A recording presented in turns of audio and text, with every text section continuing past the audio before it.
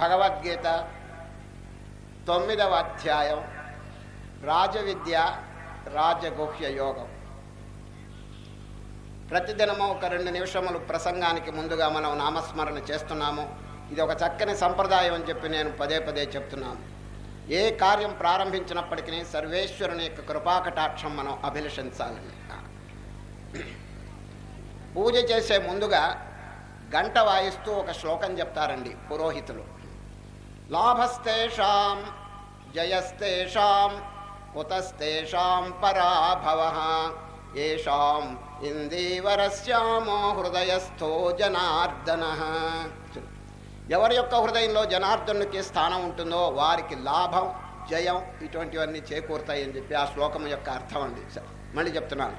లాభస్తేషాం జయస్తేషాం కుతస్తేషాం పరాభవః ఏషాం ఇందీవరస్యామో హృదయస్థో జనార్దనః.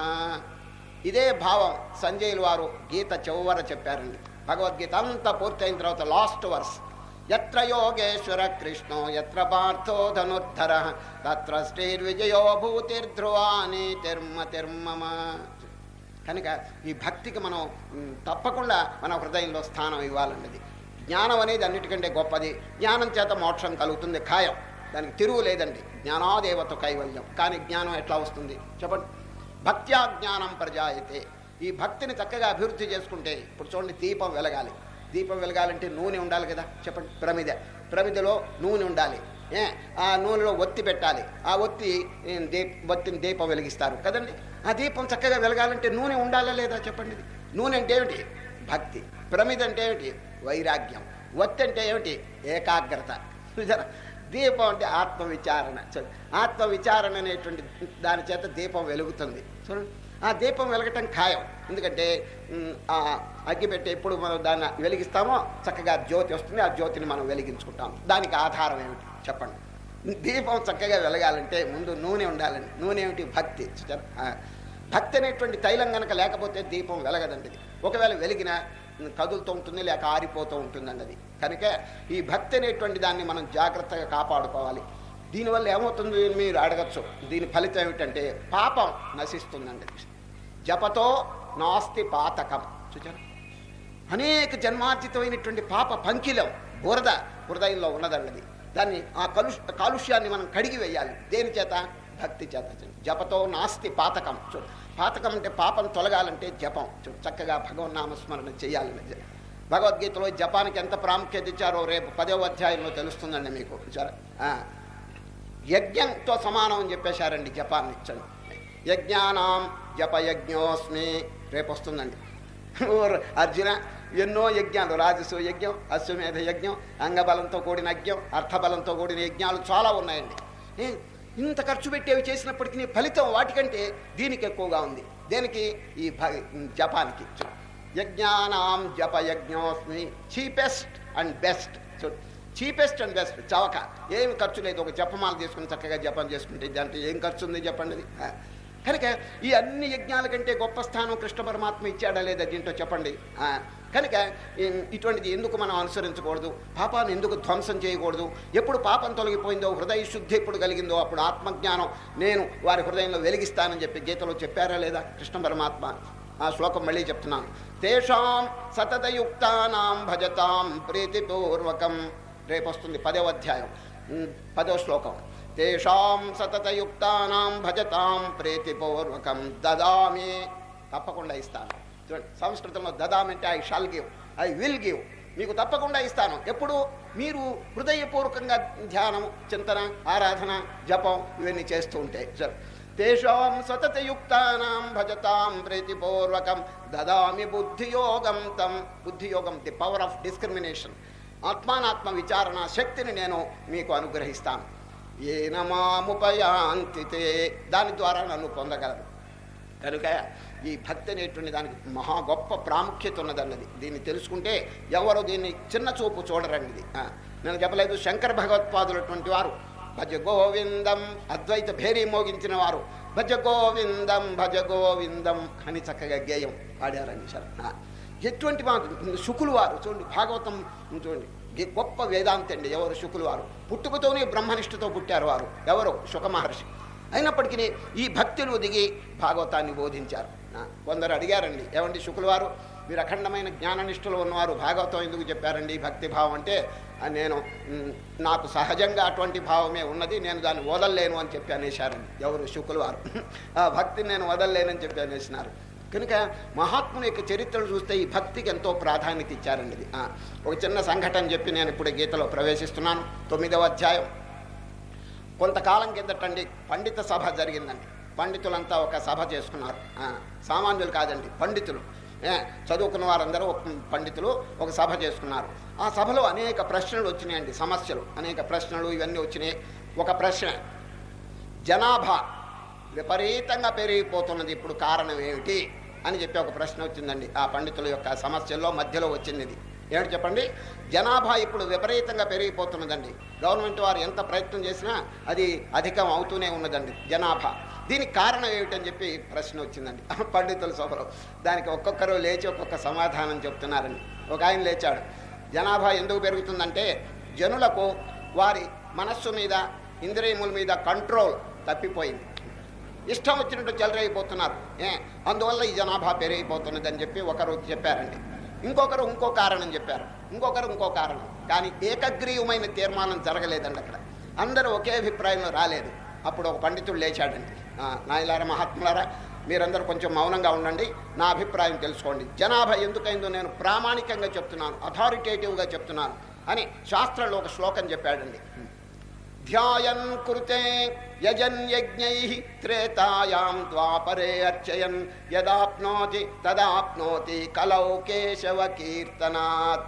శాస్త్ర ప్రమాణం చెప్పి దీని అర్థం చెప్తున్నాడు. నాయన, ఓ పండితులారా వినండి, శాస్త్రంలో మనకు చక్కని ప్రమాణం ఉన్నది ఈ శ్లోకం. దాని అర్థం ధ్యాయన్ కృతే. కృతే అంటే కృతయుగం. కృతయుగంలో వారు ఎప్పుడైనా మోక్షం పొందాలని అనుకుంటే ధ్యానం చేయాలి వాళ్ళు. ఆ యుగ ధర్మం, ఆ యుగ ధర్మం మరి ధ్యానం చేస్తే మోక్షం పొందుతారు. ఎవరు? కృతయుగంలో ఉన్నటువంటి వారు. ఆ యుగానికి ధర్మం పెద్దలు చెప్పారు శాస్త్రంలో. ఏమిటి చెప్పండి? ధ్యానం. ధ్యాయన్ కృతే యజన్ యజ్ఞై త్రేతాయాం. త్రేతాయుగంలో ఉన్న వాళ్ళు ఎవరైనా మోక్షం పొందాలంటే యజ్ఞములు చేయాలి. యజ్ఞములు యాగములు చేస్తే వారు మోక్షం పొందుతారని శాస్త్ర ప్రమాణం ఒకటి ఉన్నదండి. యజన్ యజ్ఞై త్రేతాయాం ద్వాపరే అర్చయన్. ద్వాపర యుగంలో ఎవరైనా మోక్షం పొందాలంటే అర్చన, దేవుణ్ణి పూజ అర్చన ఇవన్నీ చేయాలి. ఏ మోక్షం ఈ 3 యుగాల వారికి ఈ ధర్మముల వల్ల లభిస్తున్నదో ఆ మోక్షం కలికాలంలో నామస్మరణ చేత లభిస్తున్నది. యదాప్నోతి తదాప్నోతి కలౌ కేశవ కీర్తనాత్. ఈ కలికాలంలో సులభమైనటువంటి నామస్మరణ చేత ఆ మోక్షంలో వాళ్ళకి లభిస్తున్నది అని ఈ ప్రమాణం ఉంటే, ఈ ప్రమాణాన్ని కృతయుగంలో వాళ్ళు చదువుకున్నారటండి. అదేవిధంగా త్రేతాయుగంలో వాళ్ళు చదువుకున్నారట. ద్వాపర యుగంలో వాళ్ళు చదువుకుని బ్రహ్మదేవుడికి అప్లికేషన్ పెట్టారటండి. బ్రహ్మదేవుడు గారు, అయ్యో ఈ కృతయుగంలో మమ్మల్ని ఎందుకు పుట్టించారండి మహానుభావ, ఈ ధ్యానాలు ఇవన్నీ ఎక్కడ చేస్తాం మేము అని వీళ్ళు కృతయుగం. త్రేతాయుగంలో వాళ్ళు ఈ యజ్ఞములు ఇవన్నీ మేము ఎక్కడ చేస్తామండి, చాలా కష్టం అని చెప్పి వాళ్ళు. ఈ ద్వాపర యుగంలో వాళ్ళు ఈ అర్చనలు పూజలు మేము ఎక్కడ చేస్తాం. కాబట్టి సులభంగా తరించడానికి అవకాశం ఉన్నటువంటి కలికాలంలో నామస్మరణ చేస్తేనే ముక్తి వస్తుందని చెప్పారు కదా, మమ్మల్ని అందరినీ కలికాలంలో పుట్టించండి మహానుభావ, సులభమైనటువంటి నామస్మరణ చేసుకుని తరిస్తామని చెప్పి అందరూ ఈ 3 యుగాల వాళ్ళు బ్రహ్మదేవుడికి అప్లికేషన్ వేసుకుంటే, బ్రహ్మదేవుడు తథాస్తు అంటే వాళ్ళందరూ ఇప్పుడు ఈ కలియుగంలో గబగబ పుట్టేస్తున్నారటండి వాళ్ళు అని ఆ పండితుడు చెప్పాడండి. జనాభా పెరగటానికి కారణం ఏమిటంటే ఇది అని చెప్పాడు. ఇప్పుడు మీ ఇంట్లో ఎవడైనా కొత్తగా పుడితే వాడు కృతయుగంలో వాడండి, జాగ్రత్త, ఇప్పుడు వాడు కాదండి. కనుక ఎంత సులభమైనటువంటి ఉపాయం ఉంది. కలౌ కేశవ కీర్తన. చక్కగా జపమాలు చేసుకుని ఓం నమ శివాయ, ఓం నమో నారాయణాయ అని జపం చేస్తేనే ముక్తి వస్తుందని పెద్దలు చెప్తుంటే ఎందుకు చేయకూడదు చెప్పండి. ఇప్పుడు మనందరం కలికాలంలోనే ఉన్నాం కదా, ఎందుకు ఈ సులభమైనటువంటి నామస్మరణ చేయకూడదు? ఆ కృతయుగంలో వాళ్ళంతా ఇక్కడ వచ్చి పుడుతుంటే ఏమండి, పుట్టినటువంటి వాళ్ళు ఎందుకు దీన్ని అనుసరించకూడదు చెప్పండి. కనుక సులభమైనటువంటి ఉపాయాన్ని ఎవరు వదలవద్దు. దీన్ని కనుక అనుసరించుకుంటే మన హృదయం నిర్మలమవుతుంది, పాపం దూరీకరింపబడుతుంది, భగవంతుని యొక్క కృపాకటాక్షానికి అనుగ్రహానికి మనం పాత్రులవుతాం, వెంటనే జ్ఞానం ఉదయిస్తుంది, జ్ఞానం చేత మోక్షం లభిస్తుంది. కనుక ఈ భక్తి షట్కంలో ఉన్నాం కాబట్టి 2 వాక్యములు ఈ భక్తిని గురించి నేను చెప్పినాను. ఇప్పుడు అధ్యాయంలో ప్రవేశిస్తాం. రాజవిద్య రాజగుహ్య యోగం. ఈ శీర్షికను ఒక్క నిమిషం మనం విచారణ చేస్తాం. రాజవిద్య ఏమిటండి దాని అర్థం? ప్రపంచంలో అనేక విద్యలు ఉన్నాయి. రాజ అంటే శ్రేష్టం, గొప్పది. రాజా అనే పదానికి రాజు అంటే సింహాసనం మీద కూర్చున్నవాడనే అర్థం కాదండి ఇక్కడ. ఇప్పుడు మృగరాజు చూడండి, మృగరాజు అంటే ఏమిటి అర్థం? మృగములన్నింటిలో రాజు అంటే గొప్పది. ఎవరు చెప్పండి? సింహం. సింహానికి మృగరాజు అనే పేరుంది. ఆ రాజా అనే పదం ఎందుకు వచ్చిందంటే గొప్పది కాబట్టి, సాహసం ధైర్యం ఉన్నది కాబట్టి దానికి జంతువులన్నింటిలో రాజత్వం దానికి ఆపాదించినారని. సరే, అంతేగాని ఒక సింహాసనం మీద కూర్చున్నది కాదండి అది రాజా అంటే. అదేవిధంగా విద్యలన్నింటిలో గొప్పదేది? అధ్యాత్మ విద్య. కనుక శ్రీకృష్ణ పరమాత్మ దానికి రాజా అనేటువంటి విశేషణం పెట్టారంటే రాజ విద్య. విద్యలన్నింటిలో రాజు అండి. ఇది కారణం ధరింపజేస్తుందండి. ఇప్పుడు ఏదైనా ఇతర విద్యల వల్ల లాభం ఏంటంటే ఈ జీవితంలో ఏదో ఉపకారం జరుగుతుంది. డబ్బు సంపాదించుకోవచ్చు, కీర్తి సంపాదించుకోవచ్చు, ఇంకా సాహిత్య ప్రావీణ్యం సంపాదించవచ్చును. కానీ ధరించేటువంటి శక్తి దాంట్లో లేదు. ఈ సంసార సముద్రాన్ని దాటించేటువంటి శక్తి వాటికి లేదండి. దేనికున్నది? తారక విద్య చూడండి, అమృత విద్య, అమర విద్య, బ్రహ్మ విద్య, అధ్యాత్మ విద్య, స్పిరిచువల్ నాలెడ్జ్, డివైన్ నాలెడ్జ్, దీనికి మాత్రమే ఎటువంటి శక్తి ఉన్నదండి. అందుచేత శ్రీకృష్ణ పరమాత్మ దీనికి రాజా అనేటువంటి విశేషణం పెట్టారు. ఇది ప్రపంచంలో అనేక విద్యలు ఉన్నాయి కానీ చావును తప్పించలేవు. ఇది ఒక్కటి అమర విద్య. అమృతత్వాన్ని మానవుడి కలుగు చేసి ఈ జనన మరణ సంసార దుఃఖాన్ని అంతం చేయడానికి దీంట్లో చక్కని శక్తి ఉన్నదండి. అందుచేత రాజ విద్య, రాజగుహ్య. గుహ్య అంటే సీక్రెట్, రహస్యం. ప్రపంచంలో అనేక రహస్యాలు ఉన్నాయి, ఇది అన్నిటికంటే గొప్ప రహస్యం అర్జున అని ఈ ఆధ్యాత్మ విద్యను ఉపదేశం చేస్తున్నారండి. రాజవిద్య రాజగుహ్య యోగం. మొట్టమొదట్లో శ్రీకృష్ణ పరమాత్మ ఒక అద్భుతమైనటువంటి శ్లోకం చెప్తున్నారు. ఇదం తుతే గుహ్యతమం ప్రవక్ష్యామ్యనసూయవే. అనసూయవే, అసూయ లేనిటువంటి అర్జున మీకు నేను బోధ చేస్తున్నాను. ఈ జ్ఞానం ఇదంతా మీకు చెప్తున్నాను. కారణం ఏంటంటే యు ఆర్ క్వాలిఫైడ్. అది మీకు అర్హత ఉన్నది. ఏమిటి అర్హత? దుర్గుణాలు లేవు. అనఘ అని ఎవరికో సంబోధించారు. అనఘ, అఘం. అఘం అంటే పాపం నీకు లేదు. శిష్యుని కన్నా క్వాలిఫికేషన్ లేకపోతే గురువులు సామాన్యంగా చెప్పరండి. క్వాలిఫికేషన్ ఏమిటని, అర్హత ఏమిటని మీరు అడగచ్చు. ఏమిటి తెలిసిన? శ్రద్ధ, భక్తి, విశ్వాసము, గురువు మీద నమ్మకం, ఇవన్నీ లేకపోతేనండి గురువు శిష్యునికి చెప్పడండి. ఎందుకంటే కంఠశ్రోష. మనకి ఫెయిత్ లేకపోతే ఏమిటండి? ఈయన కష్టపడి చెప్పినా కూడా ఏం ఉపయోగం ఉంటుంది చెప్పండి. అది ఒక హై స్కూల్లో ఏం జరిగింది తెలుసండి. ఈ 9వ క్లాస్లోనండి మాస్టర్ గారు పిల్లలకి వ్యాకరణం చెప్తున్నాడండి. తెలుగు మాస్టర్ గారు 9వ తరగతి అంటే పెద్ద తరగతి. వ్యాకరణం చెప్తుంటే దాంట్లో కాలములు వచ్చిందండి. భూతకాలం, వర్తమాన కాలం, భవిష్యత్ కాలం 3 వచ్చింది. Past tense, present tense, future tense. దాని గురించి చక్కగా ఉపమానముల ద్వారా మాస్టర్ గారు చెప్తున్నారు. ఎవరికి? పిల్లలకి. అంత బోధ పూర్తయిన తర్వాత, పిల్లలారా చెప్పింది బాగా అర్థమైందా అన్నారు. బ్రహ్మాండంగా అర్థమైందన్నారు. చెప్తారా మీరు అన్నారు. బాగా చెప్తాం మాస్టర్ గారు. నేను పోగుచున్నాను. ఏ కాలం అన్నాడు. మీరు పోయే కాలం అన్నాడు. వాడి చూడండి, మాస్టర్ గారు అంటే భక్త్యా పాడేవాడికి అనవసరంగా వేళాకోళం చేశాడు. ఈ విధంగా టీచర్ మీద విశ్వాసం లేకపోతే పిల్లలకి ఏమొస్తుందండి విద్య చెప్పండి. కనుకనే పెద్దలు చెప్పినారు, గురుభక్తి, దైవభక్తి తప్పకుండా ఉండి తీరాలి అని చెప్పి పెద్దలు చెప్పడానికి కారణం అది. అటువంటిది లేకపోతే, ఈ ఆత్మవిద్య అనేది క్వాలిఫికేషన్ లేకపోతే, అర్హత లేకపోతే, ఒకవేళ గురువు గారు చెప్పినా కూడా కంఠశ్రోష, అది ఉపయోగం ఉండదండి. ఇప్పుడు అర్జునుడు అటువంటి వారు కాదు. ఎంత క్వాలిఫికేషన్! మొదటి నుంచి కూడా వైరాగ్యం. మొట్టమొదటి అధ్యాయంలోనే వారు నోరు తెరవంగానే ఎటువంటి విషయాలు చెప్పారు చెప్పండి. ఓ కృష్ణ, నాకు రాజ్యం వద్దు, నాకు భోగాలు వద్దు, ఈ సంపదలు వద్దని చెప్పి అన్ని తృణీకరించినారు. ఎవరు తృణీకరిస్తారు చెప్పండి? యుద్ధంలోకి అసలు వారు వచ్చింది దేనికి? జయం. జయం కోసం కదా. తీరా అక్కడికి వచ్చిన తర్వాత I don't care for success, నాకు విజయం వద్దంటారు. చూడండి, లకాంక్షే విజయం అంటాడు. I don't care for success అంటాడు. సక్సెస్ కోసం వచ్చినారండి, విజయం కోసం వచ్చినారు. కానీ నాకు ఈ రాజ్యం, ఈ భోగాలు, ఈ విజయం, ఈ సంపదలు, ఇవన్నీ నాకు వద్దనేసినారు. ఇదండి క్వాలిఫికేషన్. సో దీని పేరు వైరాగ్యం. అది లకాంక్షే విజయం కృష్ణ నచ రాజ్యం సుఖాని చ కిం నో రాజ్యేన గోవింద కిం భోగైర్జీవితేనవా. ఈ అర్జునుడికి క్వాలిఫికేషన్స్, అర్హతలు చక్కగా ఉన్నాయండి. అందుచేత గురువు గారికి అర్హతలు ఉన్నాయి, శిష్యునికి అర్హతలు ఉన్నాయి. గురువు గారి అర్హత ఏమిటి? అనుభూతి. చక్కగా experience teacher, omnipotent and omniscient, సర్వజ్ఞుడు, సర్వశక్తిమంతుడు. వారికి తెలియని ఒకటి లేదండి, అన్నీ వారికి తెలుసండి. అటువంటి గురువు ఏర్పడటం, ఇక్కడ క్వాలిఫైడ్ డిసైపుల్, అర్హత కలిగినటువంటి శిష్యుడు ఏర్పడటం, ఇది నిజంగా మన అదృష్టం అండి. సరే, వారిద్దరి యొక్క కాంబినేషన్ వల్ల మన పంట పండింది. చక్కని భగవద్గీత అనేటువంటి అమృతం మనం తాగటానికి అవకాశం దొరికిందండి. ఇప్పుడు అర్జునుల యొక్క విశేషణం చూడండి. ఇదం తుతే గుహ్యతమం ప్రవక్ష్యామి అనసూయవే. ఎన్నో దుర్గుణాలుంటే అసూయ మాత్రం లేపాడు దేనికండి చెప్పండి కృష్ణ గారు. ఎన్నో దుర్గుణాలు మానవుల్లో ఉంటాయండి. కానీ ఈ అసూయ అనేది అన్నిటికంటే పాడు గుణం అండి. ఇది దరిద్రపు గుణం. ఇది అంటే లీడర్ ఆఫ్ ది ఎక్స్పార్టీ. ఎక్స్పార్టీలో అనేక దుర్గుణాలు ఉంటాయండి. ఈ మాయ సంబంధమైన గుణాలు అన్నిట్లో అసూయ పరమ దుర్గుణం అండి అది.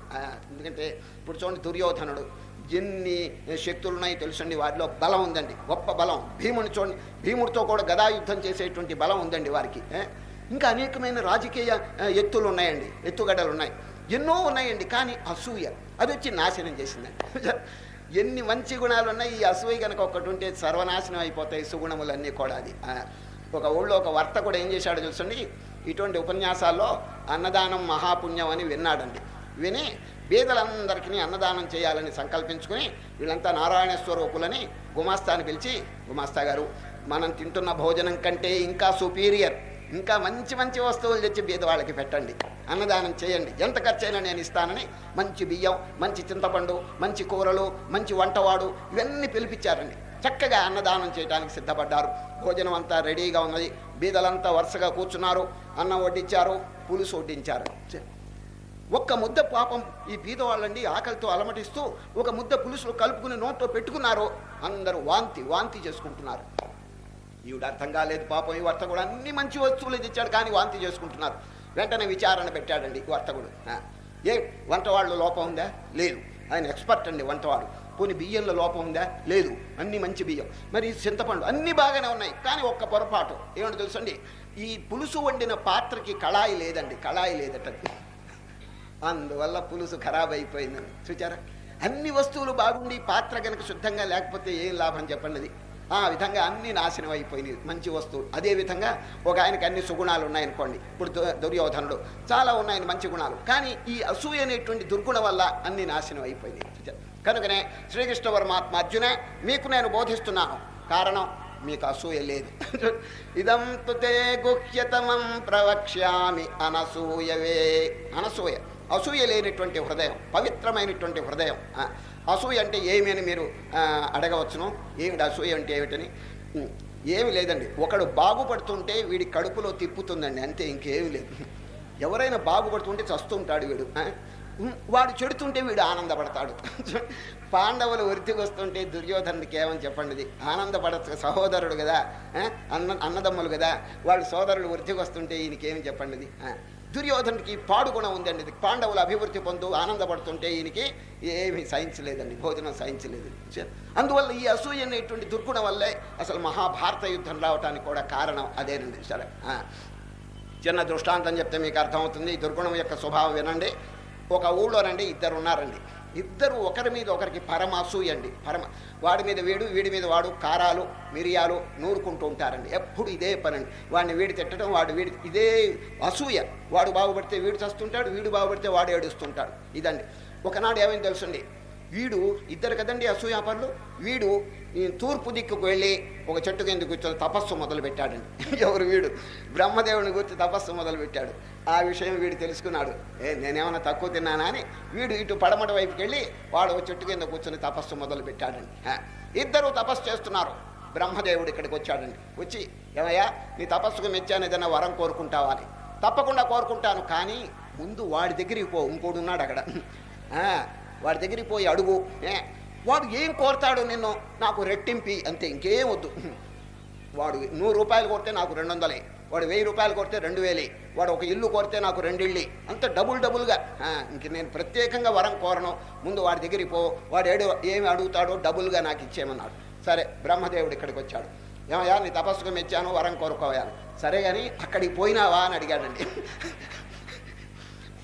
వెళ్ళినాను. ఏం అడిగాడు అని? ఏమి లేదండి, మీరు ఏమి కోరతారో దానికి రెట్టింపు ఇమ్మన్నాడు అని. నాకు ఒక కన్ను పోగొట్టవయ్యా అన్నాడండి. వాడికి 2 కళ్ళు పోయినాయండి. ఇదండి అసూయ. వాడిని ఏడిపించడానికి అనవసరంగా వీడు కన్ను పోగొట్టుకున్నాడండి వీడు. ఇదండి అసూయ, దరిద్రం.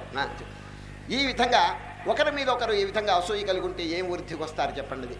భగవద్గీతలో ప్రతిరోజు నేను దేని గురించి చెప్తున్నాను, ఈ మాల చూడండి, అన్ని పుష్పములు ఆధారపరుచుకుని చూడండి, లోపల దారం ఉన్నదండి. సరే, దారం విషయం మర్చిపోతున్నారండి. కనిపించేటువంటి పుష్పాలను గురించి ఆలోచిస్తున్నారు, కానీ అండర్లయింగ్గా ఉండేటువంటి దారాన్ని గురించి జనులు మర్చిపోతున్నారండి. ఏమిటి దారం? బ్రహ్మసూత్రం. చూచారు, అన్ని ప్రాణికోట్లో కూడా ఒకే సూత్రం వ్యాపించున్నదండి. అన్ని బల్బుల్లో కూడా ఒకే కరెంటు వ్యాపించున్నది. ఆ కరెంటు విషయం కొంచెం ఆలోచించండి, దారం విషయం ఆలోచించండి. అప్పుడు ఎంత ప్రేమ, ఎంత దయ, ఎంత కరుణ. ఎందుకు? అన్నిట్లో ఒకే వస్తువు. నా హృదయంలో ఏ ఆత్మ వెలుగుతున్నదో, ఏ ప్రత్యేగాత్మ, అక్కడ కూడా అదే వెలుగుతుంది. వారిని కనుక మనం బాధిస్తే మనం బాధించుకున్నట్టు అవుతామనేటువంటి సత్యం ఎప్పుడు తెలుస్తుందో అప్పుడే జనుల్లో ప్రేమ, దయ, పరోపకారం తాండవిస్తున్నదండి. అది తెలియకపోతే ఈజ్ డిఫరెంట్ గోడ. నేను చెప్పలేదండి, ట్యాగోర్ ఎటువంటి వాక్యం చెప్పినాడు చూడండి. ఇది where the world has not been broken up into fragments by narrow domestic walls అన్నాడు చూడండి. నారో డొమెస్టిక్ వాల్స్, చిన్న గోడలు కట్టుకుని అవస్థ పడుతున్నారు జనులు. భగవంతుడి దగ్గర గోడలు లేవు అని ఇస్తున్నాడు చూడండి. డిఫరెన్స్ అనేది లేదండి, అంత సర్వం కల్వితం బ్రహ్మ. మరి అటువంటిప్పుడు ఎంత ప్రేమ కలుగుతుంది చూడండి. నాట్ ఐ బట్ దౌ అంటాడు వాడు. నేను తక్కువ తింటాను, ఒక ముద్ద వాడికి పెడతాను. చూచారు, ఇటువంటి మెంటాలిటీ కనుక వస్తే ఎంత అభివృద్ధి పొందుతుందండి దేశం. రామరాజ్యం చూచారు, రామరాజ్యం వెలసెల్లుతుందండి అటువంటి టైంలో. దీనికంతటికి కారణం ఏమిటంటే జ్ఞానం అనేది అన్నిటికంటే కారణం. సరే, ఆత్మజ్ఞానం కనుకుంటే బ్రహ్మాండమంతైన ఒకే స్వరూపముని వాడికి అనుభవానికి వస్తే ఇదంతా విశ్వరూపమని ఎప్పుడు వాడు తెలుసుకుంటాడో పరప్రాణికి వాడు ఇప్పుడు బాధ చేయడండి. ఈ చెయ్యి వచ్చి ఈ చెయ్యిని కొడుతుందండి. మనకి కాలుకి ముళ్ళు గుచ్చుకుందనుకోండి, వెంటనే కన్ను వచ్చి సహాయానికి వస్తున్నది చూడండి. చెయ్యి వచ్చి ఆ ముళ్ళును తీసివేస్తున్నది చూడండి. ఎంత ఐకమత్యం ఉన్నదో శరీరంలో చూడండి. యూనిటీ, ఈ చేతులు కాళ్ళు ఇవన్నీ వేరుగానే ఉన్నాయి, అయినప్పటికీ కూడా how much unity is there. ఈ హ్యూమన్ బాడీలో ఎంత యూనిటీ ఏకత్వం చూడు. అదేవిధంగా విశ్వం అంతైన కూడా వన్ ఎంటిటీ చూడు, ఒకే స్వరూపం. రేపు 11వ అధ్యాయంలో మనం వినబోతాం, చూడబోతాం. చూడు, విశ్వరూపం బ్రహ్మాండమంతైను అనేక బాహూదర వక్త్ర నేత్రం పశ్యామి త్వాం సర్వతోనంతరూపం నాంతం న మధ్యం న పునస్న పునస్తవాదిం పశ్యామి విశ్వేశ్వర విశ్వరూప. కనుక ఈరోజు మొదట్లోనే అర్జునుని యొక్క అర్హతను గురించి శ్రీకృష్ణ పరమాత్మ చెప్తున్నారు. ఇదంతు తే గుహ్యతమం ప్రవక్ష్యామి అనసూయవే జ్ఞానం విజ్ఞాన సహితం యజ్ఞాత్వా మోక్షసే అశుభాత్. ఓ అర్జున, ఈ జ్ఞానము విజ్ఞానము రెండింటిని గురించి నేను చెప్తున్నాను. ఏమిటి చెప్పండి? థియరిటికల్ అంటే వాచా జ్ఞానం, అనుభూతికి సంబంధించిన జ్ఞానం, ఈ రెండు కూడా నేను చెప్తున్నాను. రెండు అవసరం అండి. సరే, theoretical knowledge and practical knowledge both are essential. ఈ సాధన చేసేటువంటి వాడికి రెండు అవసరం. గురువు గారు ముందు థియరీ చెప్తారండి, నేను అహింసా పరమో ధర్మ అంటాడు. చెప్పటం కొన్ని నిమిషంలో చెప్పేస్తాడు, కానీ ఆచరించడం చూడండి. ఆ మనస్సును లొంగ తీసుకోవాలంటే ఎంత టైం పడుతుంది. అయినప్పటికీ నీ డోంట్ వరీ, ఎవరు కూడా అధైర్యపడవలసినటువంటి పని లేదు. ధైర్యం ఈ ఆధ్యాత్మిక క్షేత్రంలో ఉండి ఫియర్లెస్నెస్ అది చాలా ముఖ్యం అండి. బీ ఫియర్లెస్, ఇది మా సిద్ధాంతం అదేనండి. నిర్భయంగా ఉండాలండి. ఇప్పుడు శ్రీకృష్ణ పరమాత్మ నోరు తెరవంగానే ఇదే బోధించినాడండి. చూడండి, క్లైవ్యం మాస్మగమః పార్థ నైతత్వై ఉపపద్యతే క్షుద్రం హృదయ దౌర్బల్యం త్యక్తోత్తిష్ఠ పరంతప. మొట్టమొదటి బోధ ఇదేనండి. కర్మ చెప్పలేదు, భక్తి చెప్పలేదు, జ్ఞానం చెప్పలేదు. మొదట్లో చెప్పింది నిర్భయత్వం, ధైర్యం, సాహసం, ఉత్సాహం. శాస్త్రంలో ఒక ప్రశ్న వచ్చిందండి, భగవంతుడు ఎక్కడుంటాడు అనే ప్రశ్న. 6 వస్తువులు చెప్పారండి. ఈ 6 వస్తువులు ఎక్కడుంటాయో అక్కడ దేవుడు ఉంటాడు. చూడండి, అదేమిటో లెక్క పెట్టుకోండి. ఉత్సాహం, సాహసం, ధైర్యం, బుద్ధిశక్తి, పరాక్రమ, షడేతే యత్ర తిష్టంతి తత్ర దేవోపి తిష్టతి. తత్ర చూడు, ఎత్ర అంటే ఎక్కడ ఇవన్నీ ఉంటాయో అక్కడ దేవుడు ఉంటాడండి. ఏమిటి చెప్పండి? ఉత్సాహం, చూడు, ఉల్లాసం, ఉత్సాహం. కొందరు చూడండి పొద్దున్నే లేవంగానే ఏడుస్తూ ఉంటారండి. మొహం ఎట్లా ఉంటుందంటే కాలిపోయిన వంకాయ ఉంటుంది, ఏడుస్తూ ఉంటారండి. లేక ఆముదం తాగుతారు చూడండి, ఆముదం తాగిన వాళ్ళ ముఖం చూడండి ఎట్లా ఉంటుంది. ఎందుకంటే బేది కడుపులో తిప్పుతూ ఉంటుంది, వాడి ముఖం చూస్తే ఏడుపుగా ఉంటుందండి. ఆ విధంగా ఉంటారండి పొద్దున్న. వాళ్ళని చూసేటప్పటికి ఎదుటి వాడికి కూడా ఏడుపు వస్తుందండి వాడిని చూస్తే. అట్లా ఉండకూడదండి. ఉత్సాహం, ఆత్మజ్ఞానం యొక్క గుర్తు అదేనండి. వాడు ఎప్పుడు ఇట్లా దిగులుగా ఉండేట్లు. దిగులు ఉండటానికి అవకాశం ఏమిటండి? వాడిలో అనంతమైనటువంటి ఆత్మానందం ఉంటే, దానికి వచ్చినటువంటి పరిచయం వాడికి కలిగితే ఇంకా దుఃఖం ఎట్లా ఉంటుందో చెప్పండి. వారికి లవలేశం కూడా ఆయనకు ఉండదండి. యస్మిన్ స్థితో నదుఃఖేన గురునాపి విచాల్యతే. 6వ అధ్యాయం. ఓ అర్జున, ఆ ఆత్మస్థితిలో గనక ఉన్న వాళ్ళకి ఎవరైనా గనక ఉంటే భయంకరమైన దుఃఖం వచ్చి మీద పడ్డా కూడా చెలింపడు. యస్మిన్ స్థితో నదుఃఖేన గురునాపి విచాల్యతే. కనుక దానికి ఎందుకు మనం ప్రయత్నం చేయకూడదు చెప్పండి? దాని పేరు విజ్ఞానం. జ్ఞానం విజ్ఞాన సహితం యజ్ఞాత్వా మోక్షసే శుభాత్. రాజవిద్యా రాజగుహ్యం పవిత్రమిదముత్తమం ప్రత్యక్షావగమం ధర్మ్యం సుసుఖం కర్తుమవ్యయం. చక్కని వాక్యం. ఓ వచ్చిన ఇది పెద్ద కష్టం అనుకుంటారేమో, కాదంటున్నారు. సుసుఖం, ఈజియెస్ట్, చాలా తేలిక అని అంటున్నారండి. ఇది ఈ ఆత్మజ్ఞానం అనేది పెద్ద కష్టమేం లేదు నాయన. సుసుఖం కర్తుమవ్యయం. ఏమండి, చాలామందికి అయ్యో నా మనస్సు నిలవట్లేదే, నాకు ఆత్మజ్ఞానం వంట పట్టడం లేదే అని చెప్పి ఎంతో ఇదిగా ఉంటుంటే కృష్ణ పరమాత్మ డోంట్ వరీ, మీరేం కంగారు పడబాకండి ఆయన, చాలా తేలిక. ఎందుకు అని మీరు అడగచ్చు. మన స్వరూపమే కదండి. ఇప్పుడు మన దేహం ఎట్లా, ఈ దేహం నేను అని చెప్పి అనుకుంటున్నామో, నేను ఆత్మనని అనుకుంటే తప్పేమిటండి చెప్పండి? ఇంతేనండి, ఇంకేమి లేదు. ఆత్మజ్ఞానం, ఈ దేహం నేను అని చెప్పి ఎట్లా అనుకుంటున్నామో ఆత్మ నేను అని అనుకుంటే చాలండి. సరే, దేహబుద్ధ్య ఈ దేహం మీద ఏ విధంగా అభిమానం ఉన్నదో ఆత్మ మీద గనక అభిమానం గనక ఉంటే అదే మోక్షం. చూచారా? ఈ అందరికి అర్థమైందండి. నేను దేహం అని చెప్పి జడమైనటువంటి వస్తువుతో ఎట్లా ఐడెంటిఫికేషన్ పొందుతున్నాడో అదేవిధంగా అహం బ్రహ్మాస్మి అనేటువంటి అనుభూతి కనుక వాడు పొందితే అదే మోక్షం అండి. సార్, దీంట్లో పెద్ద కష్టం ఏమిటండి? మన స్వరూపం మనం నేను అని చెప్పి అనుకుంటే దాంట్లో పెద్ద కష్టం అండి. కనుక తేలిక అని చెప్పేస్తున్నాం. మరి ఎందుకు జనులు ఆచరించట్లేదు? తమ హృదయంలోనే ఆనంద సాగరం ఉన్నప్పుడు ఈ బయట చిన్న చిన్న వస్తువుల కోసం, చిన్న చిన్న సుఖాల కోసం ఎందుకు పరిగెత్తాలి? దీనికి కారణం ఏమిటో తెలుసండి. జనులు జన్మించిన తర్వాత లక్ష్యమును గూర్చి ఆలోచించటం లేదండి. అది వచ్చిన పొరపాటు. ఎందుకు పుట్టాడో చూడు. ఇప్పుడు ఈ జన్మ ఎటువంటి తెలుసండి, పెద్ద గొలుసులో ఒక రింగ్ అండి, పెద్ద గొలుసు అండి, సంసార శృంఖలం అని పేరు పెట్టండి దానికి, సంసార శృంఖలం. దానిలో ఒక రింగు ఏది ఈ జన్మ. ఇదివరకు ఎన్ని రింగులు అయిపోయినాయి, ఇప్పుడు కనుక అజాగ్రత్తగా ఉంటే ఇంకా కొన్ని రింగులు వస్తాయండి, జాగ్రత్త. ఈ మధ్యలో ఒక చిన్న రింగ్ అండి అది. వీడు అనుకుంటున్నాడు అకస్మాత్తుగా నేను వచ్చాను, లేదండి, ఇదివరకు ఎన్నో ఉన్నాయి, అజాగ్రత్తగా ఉంటే ఇంకా ఎన్నో వస్తాయి. ఇప్పుడు ఏం చేయాలో అసలు రింగులు అనేది లేకుండా చేసుకోవాలి మనం, జన్మరాహిత్యం. ఆ జన్మరాహిత్యానికి ఉపాయం ఏమిటంటే మన స్వరూపాన్ని చక్కగా తెలుసుకుంటే చాలండి, ఫినిష్ అంతే. నేను దేహం కాదు, నేను మనస్సు కాదు, నేను బుద్ధి కాదు, నేను చిదానంద రూప శివోహం శివోహం అనేటువంటి డివైన్ ఎక్స్పీరియన్స్ కనుక వస్తే, ఆ స్పిరిచువల్ ఎక్స్పీరియన్స్ వల్ల వాడు ఇక్కడే మోక్షం, అత్ర బ్రహ్మ సమశ్నుతే, మోక్షం పొందుతాడు. జిన్నుకు అటువంటి అభిప్రాయం లేదే. ఎంతసేపటి పుట్టంగానే వాడు తండ్రి ఏం చేస్తున్నాడు, వాడు అదే చేస్తాడు, తండ్రి ఉద్యోగం చేస్తే వీడు అదే, తండ్రి వ్యాపారం చేస్తే వీడు అదే, ఎందుకు అని వాడు ఆలోచించట్లేదు. చూడు, కేవలం ఒక అంధ పరంపరగా పోతున్నదే కానీ why, what's the ideal of my life, what's the goal of my life, ఎందుకొరకు నేను పుట్టాను, నా లక్ష్యం ఏమిటి, నేను ఏమి సాధన చేయాలి, సాధనకి ఏమిటి నేను చేయవలసిన అవలంబించిన పద్ధతులు ఏమిటి అని ఎవరైనా ఆలోచిస్తున్నారా చెప్పండి? లేదు. వాళ్ళు ఎట్ట చేస్తే వీడు అట్ట చేస్తున్నాడు, అంతే. సంపాదన పెట్టడం, ఈ స్థూల దేహాన్ని పోషించుకోవటం, ఫ్యామిలీ పోషించుకోవటం, ఆఖరి కళ్ళు మూయటం, ఇంతేనండి, ఫినిష్. ఏది వెంట వస్తున్నది ఆలోచిస్తున్నాడా చెప్పండి? ఇంత కష్టపడి వీడు ఏదో మేడలు మిద్దెలు బ్రహ్మాండం అంతా సంపాదిస్తున్నాడు, కీర్తి సంపాదిస్తున్నాడు, సౌందర్యం సంపాదిస్తున్నాడు, ఏమేమిటో సంపాదిస్తున్నాడు, కానీ వెంట ఏమైనా వస్తున్నదా చెప్పండి? ధనంచ భూమౌ, కష్టపడి సంపాదించే ధనం భూమిలోనే ఉండిపోతున్నది, ఇనపెట్టెల్లో బ్యాంకుల్లో ఉండిపోతున్నదండి. పశవశ్చ గోష్ఠే, కష్టపడి సంపాదించిన పశువులు కొట్టల్లో ఉండిపోతున్నాయి, వాడి వెంట రావటం లేదండి. కాంతా గృహద్వారే, ఎంతో ఆప్యాయంగా ఉన్నటువంటి భార్య గడప వరకే వస్తుందండి, దస్ ఫార్ నో ఫర్దర్. దేహస్థితాయాం పరలోక మార్గే కర్మానుగో గచ్చతి జీవ ఏకః, పరలోకానికి ఒక్కడిగానే పోతున్నాడు, ఎవరిని తీసుకువెట్టలేదు, ఏ వస్తువు కూడా వెంట రావటం లేదు. వాడు చేసిన పాపకర్మ, వాడు చేసిన పుణ్యకర్మ. కనుక పాపకర్మను ఇక్కడ రహితం చేసుకుని పుణ్యకర్మను వెంట తీసుకెళ్ళటానికి మనం ప్రయత్నం చేయాలి. ఎందుకంటే పుణ్యకర్మ కనుక వెంట ఉంటే ఎన్నో సుఖాలు, ఏ లోకానికి వెళ్ళినా మనకి సద్గతులు ఉంటాయండి. ఈ పాపం కనుక తీసుకుపోతే నేను చెప్పలేదండి, ధూమం, ఒట్టి చీకటి, అంధకారమయం, చూడు ఇదండి ప్రకాశమయం. కనుక జీవితాన్నండి శోభాయమానంగా మనం తయారు చేసుకోవాలి, జీవిత లక్ష్యాన్ని గురించి కొంచెం ఆలోచించాలి, ఇది చాలా మంచిదండి.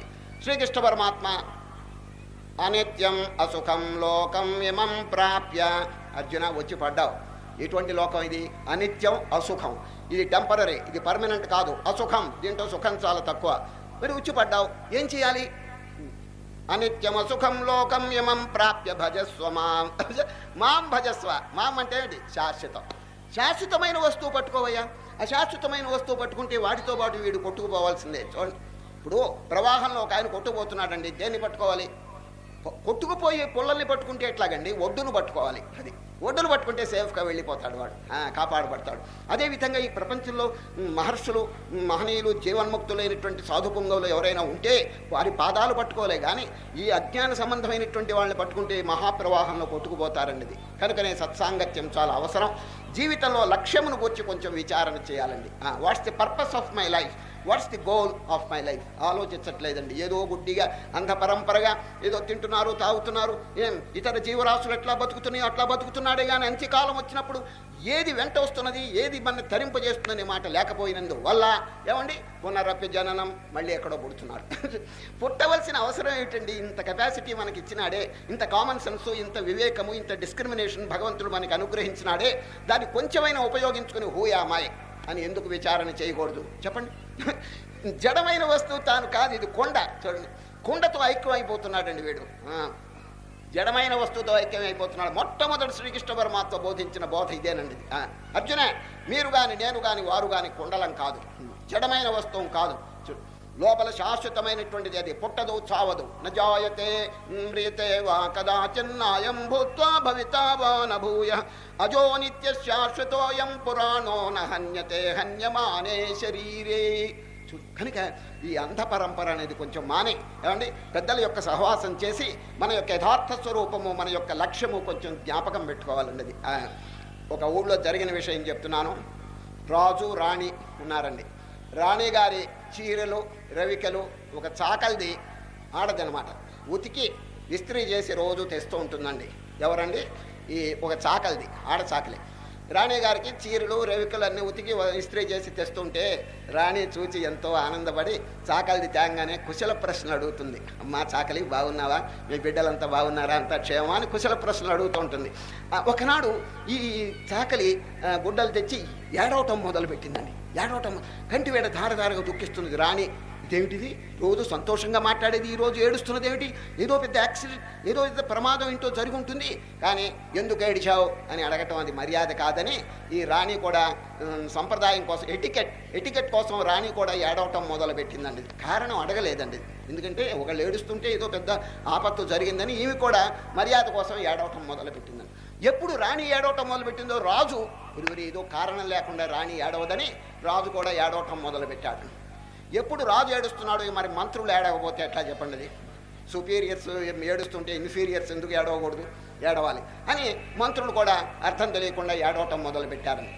ఈ రాజభవనం అంతా ఏడుపుతో నిండిపోతే ఈ భవనం పక్కన బయట ఉన్నారు చూడండి, ఇదేమిటి రాజభవనంలో అందరూ ఏడుస్తున్నారు, మనం ఏడవకపోతే ఏం బాగుంటుందని ప్రజలు ఆ ఇంటి వాడు ఏడవటం మొదలుపెట్టాడు.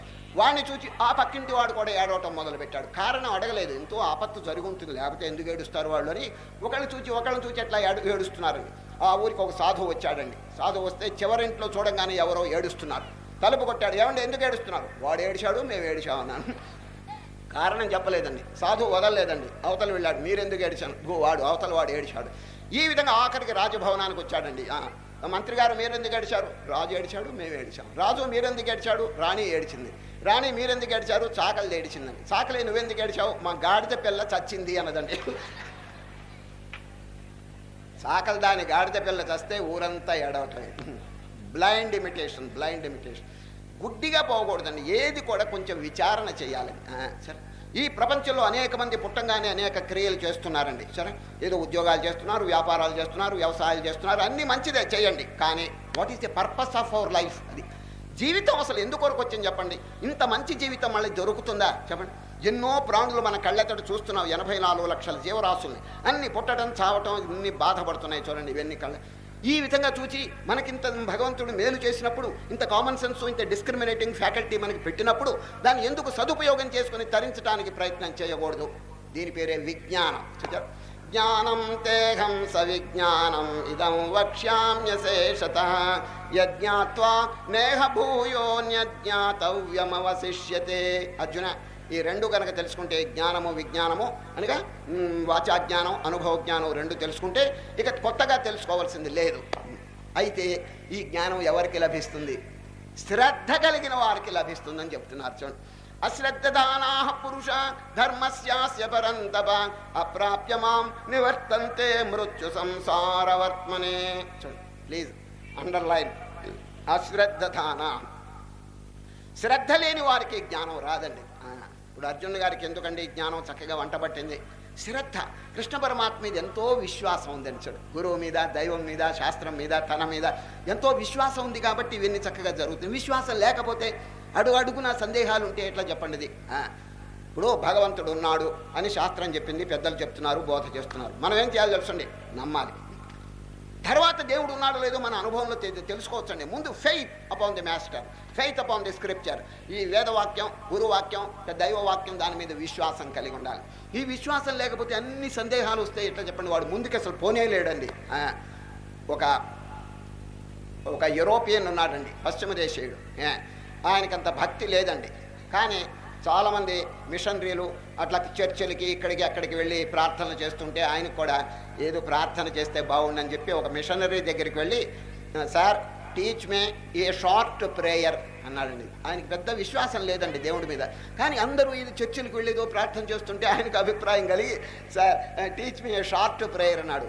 పొడుగు ప్రార్థనలు అయితే అంత వారి విశ్వాసం లేదు కదండి. టీచ్ మీ ఏ షార్ట్ ప్రేయర్, చిన్న ప్రార్థన చెప్పండి అన్నాడు. వీడి వాళ్ళకం చూచి మిషనరీ గారు ఏమన్నారు తెలుసండి? ఓ గాడ్ సేవ్ మీ. ఇంతేనండి, ప్రార్థన చెప్పేశాడు. చిన్నది పొట్టి ప్రార్థన. ఓ గాడ్ సేవ్ మీ, ఓ దేవుడా నన్ను రక్షించు అని చెప్పి ఆయన బాగా జపం చేసుకోపో అన్నాడు, ప్రార్థన చేసుకోపో. ఈయన ఇంటికి వచ్చాడు. ఇంటికి వస్తే అసలు అన్ని డౌట్లని, అన్ని అనుమానాలే.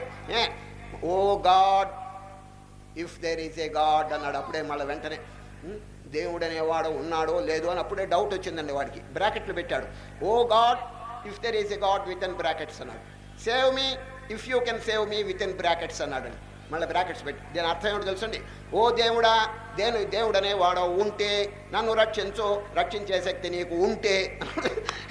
ఇది ఎక్కడ ప్రార్థన అండి? పాడు ప్రార్థన, దరిద్ర ప్రార్థన. విశ్వాసం లేకపోతే ఆయన చెప్పాడు ఓ గాడ్ సేవ్ మీ, అంతే అనండి, అంతే ఓ గాడ్ సేవ్ మీ అనాలి. కానీ O God if there is a God అంటాడు దేవుడు. ఈ విధంగా డోలాయమాన పరిస్థితుల్లో మనం ప్రార్థనలు చేయకూడదండి. There is God, have faith, అంతే. విశ్వాసం కలిగి ఉండండి. ఇప్పుడు కృష్ణుడు గీత చెప్పాడని మనం ఏమైనా చూచామా? చెప్పండి, మనం చూడలేదు కదా. మనం ఎట్లా నమ్మాలి చెప్పండి? అది ఉన్నాడని నమ్మండి, అంతే. ఎందుకంటే వ్యాస భగవానుడు దాన్ని వ్రాసినాడు కాబట్టి మనకు ఫెయిత్ ఉండాలండి. దాన్ని చక్కగా ఆచరిస్తే మనకే అనుభూతులు కలుగుతాయండి. అప్పుడు బాగా నమ్మకం ఏర్పడుతుంది. వివేకానందకి పరమహంస గారు అదే చెప్పారండి. ఎన్నో ప్రశ్నలు అడుగుతుంటే పరమహంసని, అయ్యా వివేకానంద గారు కొంచెం 4 ఏళ్ళు ఆగండి, 4 ఏళ్ళు నేను చెప్పిన సాధన చెయ్యండి, తర్వాత మీరు ప్రశ్న అడగండి అన్నాడు. ఎవరు? పరమహంస గారు, రామకృష్ణ పరమహంస. ఈ 4 సంవత్సరాల వారు గురువు గారు చెప్పిన సాధనలన్నీ చేసినాడు. వారికి ఇంకా డౌటే పోయిందండి. అది సర్వ సంశయములు తొలగిపోయినాయి. ఇప్పుడు అర్జునుడు గారు మొదట్లో ఏమేమిటో చెప్పినాడు కృష్ణుడి గారికి. తర్వాత కృష్ణుడు అన్ని బోధ చెప్పినంత విన్న తర్వాత వారు ఏమన్నారు? నష్టో మోహ స్మృతి లబ్ధ్వా త్వత్ప్రసాదాన్మయాచ్యుతా స్థితోస్మి గత సందేహ, my doubts are gone forever. ఎంత చక్కగా చెప్పి. కనుక విశ్వాసం ఉండాలండి. శాస్త్రంలో కొందరి మీద విశ్వాసం ఉంచమని పెద్దలు చెప్తున్నారు. ఆ లిస్టు వినండి. దేవే తీర్థే ద్విజే మంత్రే దైవజ్ఞే భేషజే గురౌ, వీటి మీద విశ్వాసం ఉండాలటండి. లెక్క పెట్టుకోండి. దేవే, చూడండి, గుళ్ళో దేవుడికి దండం పెట్టారండి. ఏమిటి అక్కడ గుళ్ళో ఏమన్నా చెప్పండి? ఏమిటి? రాయి. ఒక రాయి ఉన్నదండి, ఇంకేమీ లేదు. అక్కడికి వెళ్ళి ఎవరైనా ఏమండి రాయి గారు దండం అంటారా? ఎవరైనా చెప్పండి. మా ఊళ్ళో అనరండి, ఇక్కడ ఏమంటారో కానీ దేవుని చూసి దేవుడు అంటారండి. శాంక్టమ్ శాంక్టోరియం, మహాపవిత్రం, అవతరించినటువంటి దేవా అని చెప్పి దండం పెడుతుంటారు. అంతేగాని రాయి అని ఎవరు అనుకోరండి. సరే, వాస్తవంగా రాయి అయినప్పటికీ కూడా ఆ భావన ఉండదు. కనుక విశ్వాసం, ఫెయిత్ వర్క్స్ వండర్స్. అది దేవే తీర్థే, తీర్థం. చూడండి, ఇప్పుడు గంగలో వెళ్ళి స్నానం చేసి ఏమనుకుంటాడు? గంగా గంగేతి యో బ్రూయాత్ యోజనానాం శతైరపి ముచ్యతే సర్వపాపేభ్యో విష్ణులోకం సగచ్చతి. ఆ గంగా తీర్థంలో స్నానం చేస్తే ఎంతో మహాపుణ్యం వస్తుందని స్నానం చేస్తాడు. విశ్వాసం లేకపోతే వాడు ఏమనుకుంటాడు? ఇది నీళ్లు, ఉట్టి నీళ్లు, H2O, 2 molecules of hydrogen plus 1 molecule of oxygen is equal to Ganges water అంటాడు వాడు. ఇంకోటి ఇంతేనండి. విశ్వాసం లేదు, వాడికి ఏం పుణ్యం వస్తుంది చెప్పండి? కనుక దేవే తీర్థే ద్విజే మంత్రే. చూడండి, మంత్రం జపం చేసేటప్పుడు కూడా ఈ మంత్ర ప్రభావం చేత నా పాపం అంతా భస్మీభూతం అవుతుందనే విశ్వాసం వాడికి ఉండాలండి. లేకపోతే అది ఎట్లా పోతుందండి పాపం చెప్పండి? విశ్వాసం, మంత్ర ప్రభావం చేత. ద్విజే మంత్రే దైవజ్ఞే భేషజే గురవు. గురువు ఎందు కానీ వైద్యుడు ఎందు కానీ విశ్వాసం ఉండాలండి.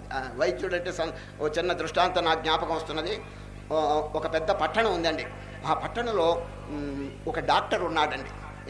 ఆ డాక్టర్కి ఎటువంటి ప్రాక్టీస్ అంటే రోరింగ్ ప్రాక్టీస్. ఎంతమందో పేషెంట్స్ వస్తుంటారు. హస్తవాసి మంచిదండి. వారు ఏ మందు ఇస్తే ఆ మందుతో నయం అయిపోతున్నదండి. అందుచేత తండోపతండంగా పేషెంట్స్ వస్తున్నారు. రాత్రి 8 గంటలైతేనండి తన హాస్పిటల్ మూసేస్తాడండి, బంద్ చేస్తాడు. దవాఖానా అంటే హాస్పిటల్ మూసేస్తాడు, ఇంటికి పోతాడండి రాత్రి 8 గంటలకి. ఒకనాడు రాత్రి తన దవాఖానా బంద్ చేశాడు, తాళం వేశాడు. దిగుతున్నాడు మెట్లు. ఒక రోగి పరిగెత్తుకుంటూ వచ్చాడండి. స్వామి, డాక్టర్ గారు, కడుపులో తిప్పుతున్నది, మందేవండి అన్నాడు. నేను ఇవ్వను. ఎప్పుడు నేను బంద్ చేశానో, తాళం వేసేసినానో అప్పుడు మళ్ళీ తెరవను. నువ్వు కావాలంటే పర్లాంగ్ దూరంలో నా ఇల్లుంది, రా, నా వెంట రా, నేను మందిస్తాను ఇంటి దగ్గర, అంతేగాని దవాఖానా తిరిగి తెరవను అని చెప్పి అన్నాడండి. ఏది ఆసుపత్రి తెరవనన్నాడు. ఆయన, స్వామి క్షమించండి, నా కడుపు నొప్పి జాస్తిగా ఉంది, మీ రూల్స్ రెగ్యులేషన్స్ కొంచెం దూరంగా పెట్టండి, నా అవస్థ చూడండి, కొంచెం తలుపు తీసి మధ్యవ్వండి అన్నాడు. ఇవ్వను, నేను 30 ఏళ్ల నుంచి వ్రతం పాలిస్తున్నాను, వేసిన తాళం వల్ల తీయను, కావాలంటే ఇంటి దగ్గర రా, మందిస్తాను. నెమ్మదిగా చేయబట్టి బలవంతంగా తీసుకుపోతున్నాడు. ఎవరిని? ఈ పేషెంట్, ఈ రోగిని. కొంత దూరం పోయిన తర్వాత రోగి అండి కడుపు నొప్పి తీవ్రం అయిపోయి కాళ్ళ మీద పడ్డాడండి. పడి, మిమ్మల్ని వెళ్ళామని ఇంటికి, వెనక్కి తిరగండి, మందేవండి అన్నాడు. వీడి పోరు పడలేక డాక్టర్ గారండి జేబులో ఒక మాత్ర ఉందండి. ఆ జేబులో ఒక మాత్ర తీసి వాడికి ఇచ్చి, నాయన ఇది నవలవద్దు, చప్పలిస్తోండు, నీ కడుపు నొప్పి పోతుంది అన్నాడండి. వాడు అట్లాగే తీసుకుని నోట్లో వేసుకుని చప్పలిస్తున్నాడు. కొంచెం దూరం ఇద్దరు కలిసిపోయినారు. ఎట్లా ఉన్నది నీ కడుపు నొప్పి అన్నాడు. సగం తగ్గిపోయింది అన్నాడు. ఎవరు? ఈ పేషెంట్. పో, నీ ఇంటికి పో అని చెప్పి వాడిని పంపించేశాడు. వీడు పోతూ పోతూ ఎంత చప్పళించినా కరగటం లేదండి. కఠినమైన మాత్ర ఇచ్చాడు. వీడికి అనుమానం వచ్చి ఇట్లాగే రాత్రులు లైట్లు వెలుగుతుంటే చేతిలో ఊసి చూసుకున్నాడండి ఏం మాత్రని. అది మాత్ర కాదండి, కోటు గుండి అండి అది. వీడి పోరు పడలేక జేబులో గుండి తీసి పారేశాడండి ఆయన, అంతే, ఇంకేమీ లేదు. చూడండి, వాడికి సగం కడుపు నొప్పి తగ్గిపోయిందంటే. ఏమని గుండీలు చప్పలిస్తే ఎవరికైనా కడుపు నొప్పిలు పోతాయా? Faith upon the doctor. చూడండి, డాక్టర్ మీద వారు ఏమిచ్చినా మంచిదనే విశ్వాసం చూచారు, ఆ కడుపు నొప్పి తగ్గించిందండి. సరే, కనుక శ్రీకృష్ణ పరమాత్మ ఇక్కడ చెప్తున్నారు, నాయన అశ్రద్ధధానా పురుష ధర్మస్యాస్య పరంతప అప్రాప్య మాం నివర్తంతే మృత్యు సంసారవర్త్మని. శ్రద్ధ కనుక లేకపోతే వెనక్కి పోతారు, ముందుకు పోలేరు.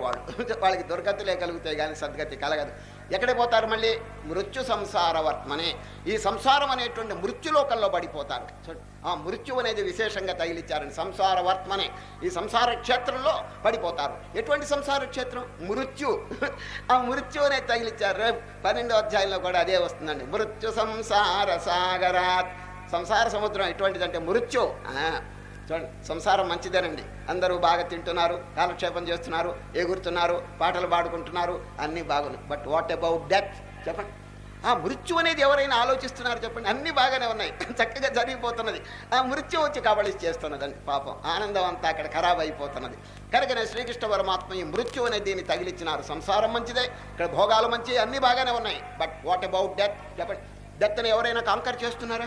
దాన్ని జయిస్తున్నారా? దానికి లోబడిపోయిందా? మళ్ళీ పునరపి జననం పునరపి మరణం అని చెప్పి వాడు తిరుగుతూనే ఉన్నాడండి. కనుక ఓ అర్జున, ఎవరు శ్రద్ధతో నేను చెప్పినటువంటి విషయాలన్నీ ఆచరించుకుంటున్నారో తిరిగి వాళ్ళు ఈ మృత్యు సంసారంలో పడరు చూడండి అని ఇప్పుడు భగవంతుని యొక్క స్వరూపాన్ని గురించి వర్ణిస్తున్నారండి. మయా తతమిదం సర్వం జగదవ్యక్తమూర్తిన మస్తాని సర్వభూతాని నాహం తేష్వస్థితః. భగవంతుని యొక్క స్వరూపం చెప్తున్నారు. మయాతతం, ఐఆమ్ ఆల్ పర్వేడింగ్. చూడండి, మయాతతం బ్రహ్మాండం అంతా కూడా నా చేత వ్యాపింపబడి ఉన్నది. సరే, మయాతతమిదం సర్వం జగదవ్యక్తమూర్తిన మస్తాని సర్వభూతాని నాహం తేష్వస్థితః. నిజంగా భగవంతుని యొక్క స్వరూపం అండి, ఇది ఒక విచిత్రమైనటువంటి స్వరూపం. కంటికి కనిపించదండి. కంటికి కనిపించదు, నామరూపాలు లేవు, కానీ అన్నిటికీ ఆధారభూతంగా ఉన్నది. కంటికి కనిపించదండి, ఎందుకంటే యదృశ్యం తన్నశ్యం. ఏది కంటికి కనిపిస్తుందో అది నశించిపోతుంది. చూసా, నిజంగా భగవంతుడు కూడా ఈ కంటికి కనిపిస్తే అది నశించిపోయే వస్తువే అనమాట. అది అట్లా లేదండి. సో ఆకాశమే కనిపించదు కదా, ఇంకా దేవుడు ఎట్టా కనిపిస్తాడు చెప్పండి? ఈ ఆకాశం పంచభూతములతో చేసిన జడమైన ఒక ఫిజికల్ వస్తువు అండి. ఇదే కనిపించినప్పుడు దీనికంటే సూక్ష్మం మెంటల్ అట్మాస్ఫియర్ చిత్తాకాశం, దానికంటే సూక్ష్మం చిదాకాశం. భగవంతుడు అంటే చిదాకాశం. చూడండి, దానికి ఇంకా రూపం ఏంటండి? ఇది అందుకని వండర్. భగవంతుని యొక్క స్వరూపం నిజంగా ఆశ్చర్యం అన్నది. రామతీర్థుల వారు అమెరికాలో ఉపన్యాసం చెప్తున్నాడండి, ఇంగ్లీష్లో. అమెరికాలో రామతీర్థ స్వామి ఉపన్యాసం చెప్తుంటే ఒక నాస్తికుడు లేచాడండి. లేచి, sir, is your God mister or Mrs or miss అన్నాడండి. ప్రశ్న అడిగాడు, మీ దేవుడు మగ ఆయన, ఆడాయన, బ్రహ్మచార, లేకపోతే పెళ్లి చేసుకున్న ఆయన చెప్పండి అన్నాడు. ఏమంటే ప్రశ్న, is your God mister or Mrs or miss అన్నాడండి. వెంటనే రామతీర్థుడు, our God is neither mister nor mrs nor miss but mystery అన్నాడండి. మిస్టరీ అంటే ఆశ్చర్యం. చూడు, మా దేవుడు నోటితో చెప్పే వ్యక్తి కాదు, ఈజ్ ఎ మిస్టరీ. చూడు, బ్రహ్మాండమంతా వ్యాపించి చరాచర వస్తువుల్లో ఉన్నటువంటి వారు, అతి సూక్ష్మమైనటువంటి వస్తువు వారిని చక్కగా జవాబు చెప్పారండి సార్. కనుక భగవంతుడు లేనటువంటి చోటే లేదండి. సరే, మరల ఒక ఉపన్యాసంలో ఇంకేం జరిగిందో వినండి. ఈ రామతీర్థుల వారు అమెరికాలో చెప్తుంటే కొన్ని చక్కని ఘటనలు ఏర్పడినాయండి. ఏమిటంటే, ఒక చోట ఒక నాస్తికుడు లేచి, ఈయన గారు ఏం చెప్తున్నారు గంభీరంగా రామతీర్థులు, God is everywhere, God is all pervading అని చెప్తున్నాడండి. నాస్తికుడు లేచి, sir, your statement is entirely wrong, God is nowhere అన్నాడు. గాడ్ ఈజ్ ఎవ్రీవేర్ అని చెప్పి ఈయన అంటుంటే, గాడ్ ఈజ్ నో వేర్, ఎక్కడా లేడు అని చెప్పి ఆయన అన్నాడండి, ఎవరో ఒక నాస్తికుడు. ఈ రామతీర్థులు ఏం చేశారు తెలిసింది? My dear sir, you are welcome, please come on to the platform అని చెప్పి ప్లాట్ఫారం దగ్గర వారికి ఆహ్వానం చేసి, అక్కడ ఒక బ్లాక్ బోర్డు ఉందండి, బ్లాక్ బోర్డు చాక్ పీస్ ఇచ్చి వారి చేత, please write your statement on the black board అన్నాడు. మీరు యొక్క అభిప్రాయం దీని మీద రాయండి అన్నాడు. ఆయన తాటికాయ అక్షరాలతో రాశాడండి, గాడ్ ఈజ్ నో వేర్ అని రాసిపోయారు. వెంటనే ఆయన వెళ్ళిపోయిన తర్వాత రామతీర్థులు వారు చాక్ పీస్ తీసుకుని ఏం చేశారో తెలుసండి, నో వేర్ దాన్ని రెండుగా స్ప్లిట్ చేశాడండి. NOW అయిన తర్వాత గీటు పెట్టాడు, నిలువు గీటు. ఏమైపోయిందో తెలుసండి, గాడ్ ఈజ్ నౌ హియర్ అయిపోయిందండి. చూడండి, గాడ్ ఈజ్ నో వేర్ని రెండుగా చీల్చేశాడండి. NOWHERE అని NOW అయిన తర్వాత ఒక నిలువు గీటు పెట్టి, ఏమయ్యా నాస్తికులారా చదవండి, మహానుభావ చదవండి, గాడ్ ఈజ్ నౌ హియర్. చూడండి, your statement is entirely correct అన్నాడు ఎవరు, రామతీర్థుడు. నువ్వు చెప్పింది తప్పు కాదయ్యా, నో హేర్ కాదు ఇది, నౌ హియర్ అన్నాడండి. నాస్తికుడి చేత ఒప్పించాడండి దేవుడు ఉన్నాడని చెప్పేసి. చూచారా, నౌ అంటే ఇప్పుడు, హియర్ అంటే ఇక్కడ, దేవుడు ఇప్పుడు ఇక్కడే ఉన్నాడని చెప్పి ఆయన వాక్యంలో అర్థం లాగాడండి ఎవరు, ఈ రామతీర్థులు వారు. చూడండి, నాస్తికుని యొక్క వాక్యంలో ఆస్తిక భావం ప్రకటించినాడు. భగవంతుడు లేని చోటే లేదండి. నిజంగా కనుక ఉంటే అసలు ఈ వ్యక్తి అనేది ఎట్లా మాట్లాడతాడు చెప్పండి. ఒక ఇండివిజువల్ చూస్తున్నాడు, చేస్తున్నాడు, ఆలోచిస్తున్నాడు, ఏ శక్తి చేత? చూడండి, ఇప్పుడు ఈ ఎలక్ట్రిసిటీ అనేటువంటి శక్తి లేకపోతే ఫ్యాన్ ఆడదండి, లైటు వెలగదండి, ఇంకా టీవీ పనిచేయదండి, అన్నీ కూడా ఆగిపోతాయి. చూడండి, ఆ మూలమైనటువంటి ఎలక్ట్రిసిటీ లేకపోతే. అదేవిధంగా లోపల ప్రజ్ఞానం బ్రహ్మ, ప్రజ్ఞానం అంటే దేని చేత వీడు చూస్తున్నాడో, చేస్తున్నాడో, మాట్లాడుతున్నాడో ఆ శక్తే ప్రజ్ఞ. చూచారా, ఇదివరకు మీకు చెప్పాను ఉపనిషత్ శ్లోకం, ఏనేక్షతే శృణోతీదం జిఘ్రతి వ్యాకరోతి చ స్వాద్వస్వాదో విజానాతి తత్ప్రజ్ఞానముదీరితం. భగవానుడు బ్రహ్మాండమంతా ఐ ఆమ్ ది ప్రెసిడెంట్ అంటాడండి ఈ అధ్యాయంలో. చూడండి, మయాధ్యక్షేణ ప్రకృతి స్తూయతే సచరాచరం హేతునానేన కౌంతేయ జగత్ విపరివర్తతే. Arjuna, I am the president. బ్రహ్మాండం అంతా ఒక సభ. చూడండి అయ్యా, ఏదైనా సభ జరుగుతుంటే హూ ఈజ్ ఇంపార్టెంట్ చెప్పండి. సభలో అనేక మంది ప్రజలు ఉంటారు, ఇంకా అనేక మంది ఉంటారు, కానీ they are not important. But who is important? The chairman, అధ్యక్షుడు ఇంపార్టెంట్ అండి. అధ్యక్షుడు రాకపోతే సభ ప్రారంభించరండి. చూడండి, ఎక్కడైనా సరే అధ్యక్షుడు వచ్చే వరకు ఆగుతారు. ఒకవేళ అధ్యక్షుడు రాలేదనుకోండి, ఉన్న వాళ్ళలోనే పెద్దవాళ్ళని తీసి కూర్చోబెడతారు. అంతేగాని అధ్యక్షుడు లేకుండా మాత్రం సభ జరగదు. ఇప్పుడు ఈ జగత్ అనేటువంటి మహాసభకు హూ ఈజ్ ది ప్రెసిడెంట్? మయాధ్యక్షేణ ప్రకృతి సూయతే సచరాచరం హేతునానేన కౌంతేయ జగద్విపరివర్తతే. అర్జున, నా అధ్యక్ష చేతి ఇదంతా జరుగుతున్నది అంటాడు. వారు ఏమి చేయరు, ఊరికి కూర్చుంటారు. ఈ జగత్తంతా, ప్రకృతి అంతా చక్కగా జరిగిపోతున్నదండి. ఈ విషయం తెలియక భగవంతుడు ఎక్కడో గోళ్ళల్లో ఉన్నాడు, గోపురాల్లో ఉన్నాడని చెప్పి కొందరు అక్కడికి వెళ్ళి దండాలు పెట్టేది, అక్కడ మాత్రం అబద్ధం మాట్లాడరు, అక్కడ మాత్రం ఎంతో న్యాయంగా సత్యంగా ఉంటారు, బయట దేవుడు ఉంటే కదా అని చెప్పి ఇష్టం వచ్చినట్టు వాళ్ళు ప్రవర్తించడం నేను అక్కడక్కడ చూస్తున్నానండి. ఈ పద్ధతి మంచిది కాదండి. సరే, ఏ శాంతి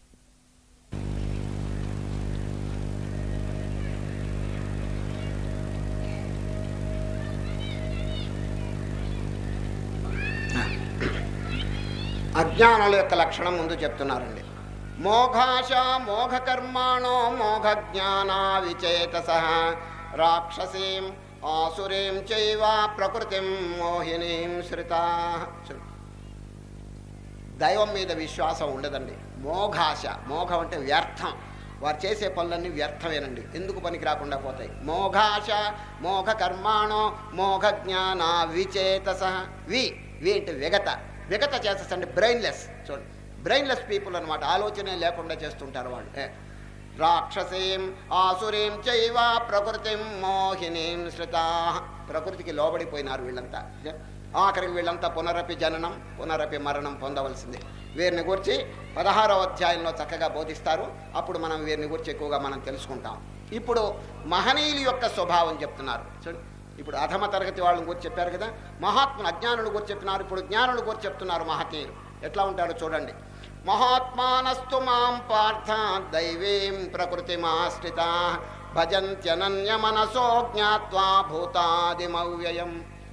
సతతం, సతతం ప్లీజ్ అండర్లైన్, ఎల్లప్పుడు వాళ్ళు ఊరికే ఉండరండి. ఎప్పుడు భగవన్నామ స్మరణ, దైవ సంబంధమైన గోష్ఠి, దైవ విచారణ చేస్తుంటారు. సతతం, ఆల్వేస్. చూడండి, సంస్కృతంలో సతతం అంటే ఆల్వేస్, అది ఎప్పుడు దైవ సంబంధమైన వాతావరణంలో ఉంటారండి. సతతం కీర్తయంతో మాం యతంతస్య దృఢవ్రతాః నమస్యంతస్య మాం భక్త్యా నిత్యయుక్తా ఉపాసతే. ఆపత్తు అనేది ఎప్పుడు వచ్చినా వాళ్ళు కేర్ చేయరండి అది. ఎందుకంటే వాళ్ళు ఎప్పుడు డివైన్ అట్మాస్ఫియర్లోనే ఉంటారు. చూడండి, తద్బుద్ధయ తదాత్మాన తన్నిష్టాస్తత్పరాయణ గచ్చంత్య పునరావృత్తిం జ్ఞాన నిర్ధూత కల్మష. ఒక్క నిమిషం కూడా వృధా చేయరండి. ఎప్పుడు ఈ ఆధ్యాత్మికమైనటువంటి స్పిరిచువల్ అట్మాస్ఫియర్లోనే ఉంటారు. అయితే మీరు అడగచ్చు, ఏమండి మేము ఉద్యోగాలు చేస్తున్నాం, వ్యాపారాలు చేస్తున్నాం, వ్యవసాయం చేస్తున్నాం, నిరంతరం ఈ దైవ చింతనలో ఉండటానికి మాకెక్కడ అవకాశం ఉందని మీరు ఎవరైనా అడిగితే అది ఈ ఆధ్యాత్మిక అంటే భిన్నం కాదండి. ఏ కార్యం చేస్తున్నప్పటికీ దాన్ని దైవ కార్యంగా మార్చుకోవడానికి మనకు అవకాశం ఉందండి. సరే, ఇప్పుడు మీరు ప్రపంచ సంబంధంగా ఏదైనా ఉద్యోగం చేస్తున్నారనుకోండి, ఆ ఉద్యోగం చేసేటప్పుడు కూడా మీరు ఈ దైవ భావన అప్పుడప్పుడు జ్ఞాపకం పెట్టుకుంటూ ధర్మపూర్వకంగా కనుక చేస్తుంటే అది యజ్ఞంగా మారిపోతుందండి. సరే, it's not a work but worship. అది సరే, అది సామాన్యమైన కార్యంగా ఉండదు, యజ్ఞంగా ధ్యానంగా మారిపోతుంది. అదండి భగవద్గీతలో ఉన్న స్పెషాలిటీ. ధ్యానం అంటే ముక్కు మూసుకుని కూర్చోవడం కాదండి. యోగ కర్మసు కౌశలం. కర్మలో కుశలత్వం చూపించటం, డిసిప్లిన్ చూపించటం, క్రమశిక్షణ, న్యాయము, ధర్మము ఇవన్నీ ఉండటమే అది యజ్ఞంతో సమానం. అది సరే, సామాన్యమైన కర్మ నడవటం అనుకోండి, లేకపోతే ఏదో నిద్రపోవటం అనుకోండి, లేకపోతే మాట్లాడటం అనుకోండి, ఇది దైవభావంతో కనుక చేస్తుంటే అవి కేవలం దైవ కార్యములుగా మారిపోతాయండి. ప్రత్యేకంగా ఒక దైవ కార్యం అని చెప్పే గీతలో ఏమీ లేదండి. ఇప్పుడు చూడండి, చూడండి, యుద్ధం అనేది మహాభయంకరమైనటువంటి కార్యం కదా. కానీ అర్జునుడు మాం అనుస్మర అని చెప్పి గీతలో చెప్పారు శ్రీకృష్ణ పరమాత్మ. అర్జున నువ్వు యుద్ధం చేయి, కానీ మాం అనుస్మర యుద్ధ. అందులో కృష్ణుడు ఎదురుగుండా కూర్చున్నాడండి. అందుచేత ఎల్లప్పుడూ కృష్ణుని యొక్క దర్శనం కలుగుతూ ఉంటుంది ఎవరికి? అర్జునుడికి. అందుచేత కృష్ణుడిని చూసుకుంటూ యుద్ధం చేసినాడది. అదేమైంది? యజ్ఞంగా మారిపోయింది, మహాపవిత్రంగా మారిపోయిందండి. కనుక ఈ ప్రపంచ సంబంధమైనటువంటి ఏ కార్యం అయినప్పటికీ we can transform that work into worship. Bhagavad Gita యొక్క విశేషం అదండి. అది కేవలం ఒక చోట కూర్చొని కళ్ళు మూసుకోవటమే కాదండి. అది ప్రపంచం అంతా ఏమిటండి? అసలు ఏమిటిది? అంత భగవంతుల్లో ఉన్నటువంటి వస్తువే కదండి ఇది. ఇప్పుడు రాత్రి కళ ఎక్కడుందండి? మేలుకున్న వాడి లోపల కల్పింపబడింది.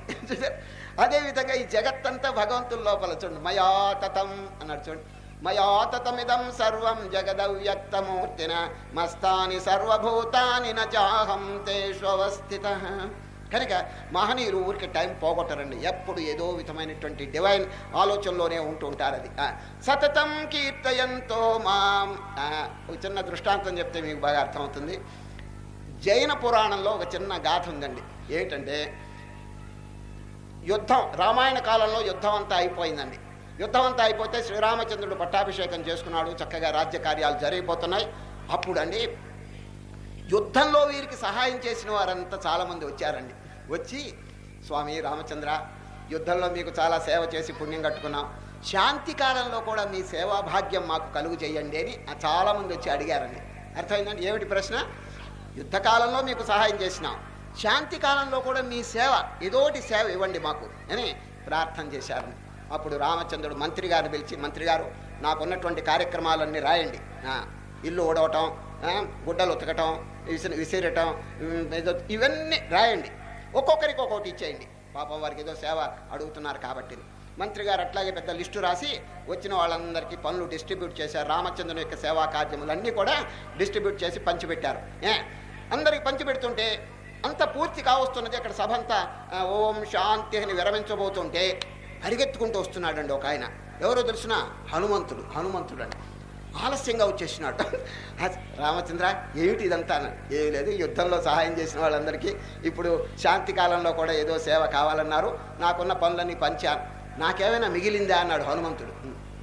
మంత్రి గారు చూడండి, అయ్యో అతి ముఖ్యుడే, వారికి ఏదో లేకపోతే ఎట్లా, చూడండి అంటే నో వేకెన్సీ అన్నాడండి ఆయన. ఏమి ఖాళీ లేదన్నాడు. చూడండి మంత్రి గారు, వీరు ముఖ్యులు కదా, యుద్ధంలో ఎంతో సహాయం చేశారు, వీరికి ఏదన్నా చూడండి సేవా కార్యక్రమం. మళ్ళీ అంతా చూస్తే ఒక చిన్న సేవా కార్యం మిగిలిందండి. ఏమిటంటే, రామచంద్రుడు ఎప్పుడైనా ఆవిలిస్తే చిటిక వేసే పని. ఎవరైనా పెద్దవాళ్ళు ఆవిలిస్తే పక్కవాడు చిటిక వేస్తాడండి, అదొక ఆచారం. రామచంద్ర, మీరు ఎప్పుడైనా ఆవిలిస్తే హనుమంతుడిని చిటిక వేయమనండి అన్నారండి ఎవరు? మంత్రి గారు. ఇది ఒక పెద్దలు ఎవరైనా ఆవిలిస్తే పక్కవాడు చిటిక వేస్తాడండి, అదొక ఆచారం.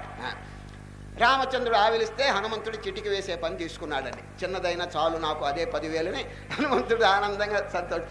ఎప్పుడు హనుమంతుడికి ఈ కార్యం ఇచ్చారో రామచంద్రుడు మనస్సులో ఒకటి అనుకున్నాడు. ఏమిటి తెలిసిన? నేను ఆవిలిస్తే హనుమంతుడు చిటికి వేయాలి, హనుమంతుడు ఎప్పుడైనా చిటికి వేస్తే నేను ఆవిలిస్తాను అని అనుకున్నాడు. ఎవరికి తెలియదండి ఆ మాట. హనుమంతుడు ఎప్పుడైనా చిటికి వేస్తే నేను ఆవిలిస్తానని అనుకున్నాడు. ఎందుకంటే నేను ఆవిలిస్తే ఆయన చిటికేసినప్పుడు నేను కూడా అట్లా చేయటం మంచిదని ఎవరికి తెలియకుండా మనసులో అనుకున్నాడు. ఇక చూడండి, హనుమంతుడు పోతున్నాడని పోతూ నాకు ఇచ్చిన డ్యూటీ ఏమిటి నాకు ఇచ్చిన డ్యూటీ ఏమిటి? రామచంద్రుడు ఆవిలిస్తే నేను చిటికి వేయాలి. ఇట్లా ఆయన ఎప్పుడు ఆవిలిస్తాడో నాకేం తెలుసు? భోజనం చేస్తూ ఆవిలించవచ్చు, నిద్రపోతూ ఆవిలించవచ్చు, అర్ధరాత్రి ఆవిలించవచ్చు. నేను డ్యూటీ సక్రమంగా చేయాలి కదా. మరి నేను చిటికి ఎట్లా వేస్తాను? వారు ఆవిలిస్తారు, ఎప్పుడు ఆవిలిస్తారు తెలియదు కదా అని ఏం చేసినాడు తెలుసండి? ఒక చెట్టు కింద కూర్చొని 24 గంటలు చిటికి వేయటం మొదలు పెట్టాడండి. 24 గంటలు కంటిన్యూస్గా. రామచంద్ర మీరు ఎప్పుడైనా ఆవిలించుకోండి పోండి. దంచి బారేస్తున్నాడండి వరుసగా 24 అవర్స్ చిటికి కొడుతున్నాడు. ఈ హనుమంతుడు చిటికి వేస్తే రామచంద్రుడు ఆవిలిస్తానని అనుకున్నాడు కదా. చెప్పండి, అది ఎవరికి తెలియదండి. ఈ ఆంజనేయులు వారు చిటికి ఆపకున్న ఉన్నందువల్ల రామచంద్రుడు అని ఆవిలిస్తున్నాడండి. ఇంకా అది మూత పట్టలేదు, ఎందుకంటే ఈయన ఆపటలేదు చిటికే. అంచేది రామచంద్రుడు అని చెప్పి నోరు తెరుచుకున్నాడు. ఎవరికి కారణం తెలియదు. అందరూ వచ్చేసి ఏమిటండి రామచంద్ర నోరు తెరుచు, అయ్యా మాట్లాడాలంటే నోరు ముయ్యాలి కదా, అక్కడ చిటిగా ఆపితేనే ఇక్కడ మాట్లాడతాడు. అందువల్ల ఈ నోరు తెరుచుకున్నాడు. ఈ పెద్ద డాక్టర్ని పిలుచుకొచ్చారండి. అయ్యా రామచంద్రుడికి వ్యాధి వచ్చింది, నోరు ముయ్యటం లేదు ఆయన అని చెప్పేస్తున్నారు. అందరు డాక్టర్లు వచ్చి దీని కారణం కనుక్కోలేకపోయినారు. ఆఖరి గురువుని పిలిచారు. ఎవరు? వశిష్ఠులు వారు సర్వజ్ఞులు, అన్నీ తెలుసండి. అయ్యా మీరేం కంగారు పడవాకండి, రామచంద్రుడు నోరు ఎందుకు ముయ్యలేదంటే హనుమంతుడు అక్కడ చిటికి ఆపటం లేదు, దంచి కొట్టివారేస్తున్నాడు. మీరందరూ వెళ్ళి హనుమంతుడిని ప్రార్థించండి చిటికి ఆపమని. ఇక్కడ రామచంద్రుడు నోరు మూస్తాడు అన్నారు. అందరూ పరిగెత్తుకెళ్ళి హనుమంత, ఆంజనేయ, అయ్యా కొంప మునిగిపోతుందయ్యా, కొంచెం చిటికి ఆపండియా. నో, డ్యూటీ ఇస్ డ్యూటీ అన్నాడు. అంతే, నాకొక డ్యూటీ ఇచ్చినారు, ఆయన ఆవిలిస్తే ఎప్పుడు ఆవిలిస్తాడో నాకేం తెలుసు అని చేతి కొట్టి పారేస్తున్నాను అన్నాడండి. అది అప్పుడు అందరూ వచ్చేసి ఆంజనేయ ఇంకేదైనా పని మార్చుకుంటాం, వారి యొక్క సేవా భాగ్యం ఇంకేదైనా ఒకటి మీకు ఇచ్చి ఈ చిటికి ఇంకెవరికైనా ఇస్తామని చెప్పి అంగీకరింపజేసి నెమ్మదిగా చిటికి పని మార్పిచ్చారండి. అప్పుడు రామచంద్రుడు శాంతించినాడు. ఇదంతా ఎందుకు చెప్పినానంటే రామచంద్రుడు ఎప్పుడు ఆవిలిస్తాడో తెలియనప్పుడు హనుమంతుడు ఎటువంటి ఉపాయం అవలంబించాడో చూడండి. 24 గంటలు కొట్టడం మొదలు పెట్టేశాడు. అదేవిధంగా యమధర్మరాజు ఎప్పుడు వస్తాడో ఎవరికి తెలియదండి. కనుక మహనీయులు ఏం చెప్తున్నారు? సతతం బీ ప్రిపేర్డ్ ఆల్వేస్. అది ఎప్పుడు ఆపత్తు కలుగుతుందో, ఎప్పుడు ట్రాజడీ వస్తుందో, ఎప్పుడు విపత్తు వచ్చి మీద పడుతుందో తెలియనప్పుడు బీ ప్రిపేర్డ్ ఆల్వేస్. కనుక సతతం కీర్తయంతో మాం యతంతస్య దృఢవ్రత నమస్యంతస్య మాం భక్త్యా నిత్యయుక్త ఉపాసతే. ఇప్పుడు ఈ అధ్యాయంలో ఒక అద్భుతమైన సిద్ధాంతం చెప్తున్నారు. ఏంటంటే చాలామంది ఈ కర్మకాండలో ప్రవేశించి యజ్ఞములు యాగములు ఇవన్నీ చేసి స్వర్గంలో ఉండే భోగాల్ని అనుభవిస్తామని చెప్పి పరిగెత్తుతున్నారండి. కృష్ణ పరమాత్మకి అది ఇష్టం లేదండి. ఇది అయ్యా ఎందుకు ఈ కర్మకాండ ఇవన్నీ చేయటం? స్వర్గంలో ఉండే భోగాలు ఏమిటి చెప్పండి? స్వర్గం ఏమిటండి? స్వర్గం మోక్షం పొందటానికి స్వర్గం ఉపయోగించదండి. దేనికంటే అది ఇక్కడ ఏదైనా పుణ్యం సంపాదించి కర్మాలు దీంట్లో భోగాలు అనుభవించటానికి అంతే సార్. దివిదేవ భోగాన్ అంటాడు. దివిదేవ భోగాన్, భోగములు అనుభవించటానికి ఎంతవరకు ఉంటారు? పుణ్యం ఉన్నంత వరకు. పుణ్యం క్షయం అయితే కింద పడిపోతారు. క్షీణే పుణ్యే మత్యలోకం విశంతి ఏవం త్రయీ ధర్మమను ప్రపన్నా గతాగతం కామ కామా లభంతే. కోరికలు గలవారు ఇట్లా తిరుగుతుంటారండి. ఆ లోకం ఈ లోకం ఈ లోకం. ఎక్కడికి పోవాలి మనం? ఏ లోకానికి వెళ్తే తిరిగి ఇక్కడికి రావాల్సిన ప్రసక్తి లేదో ఆ లోకానికి వెళ్ళాలి. ఏమిటి చెప్పండి? ఇది మాముపేత్య పునర్జన్మ దుఃఖాలయమశాశ్వతం నాప్నువంతి మహాత్మాన సంసిద్ధిం పరమాంగత. పరమాత్మ దగ్గరికి వెళ్తే ఇంకా రావాల్సిన ప్రసక్తి లేదు. మళ్ళీ వాడు పుట్టడండి. పునరపి జననం పునరపి మరణం లేదు. ఇతరమైన ఏ లోకాలకు వెళ్ళినప్పటికీ హీ మస్ట్ రిటైర్, బాధపడాల్సిందే. కనుక శ్రీకృష్ణ పరమాత్మనైనా ఈ కర్మకాండలు ఆపండయ్యా. ఏమిటి ఈ యజ్ఞయాగాదులు ఏమిటి? ఈ కామ్యకర్మలు ఏమిటి? ఈ చేసుకునే ఆఖరికి స్వర్గం ఏమిటి? స్వర్గంలో ఏమిటి చెప్పండి? తినటం, తాగటం, గంతులేయటం, ఈ విషయ భోగాలు, పశువులు అనుభవించేటువంటి సుఖాలండి, యానిమల్ ప్లెజర్స్. అది పెద్ద గొప్పండి. మోక్షానికి అవన్నీ విఘ్నాలండి. అందుచేత వాటన్నిటిని దూరీకరించి ఏమండి నిష్కామ బుద్ధితో హృదయ శుద్ధి కోసం చక్కగా కార్యక్రమాలు చేయాలని అనుకునే శ్రీకృష్ణ పరమాత్మ ఎందుకు వచ్చిన కర్మయా అర్జున? గతాగతం కామ కామాలభంతే.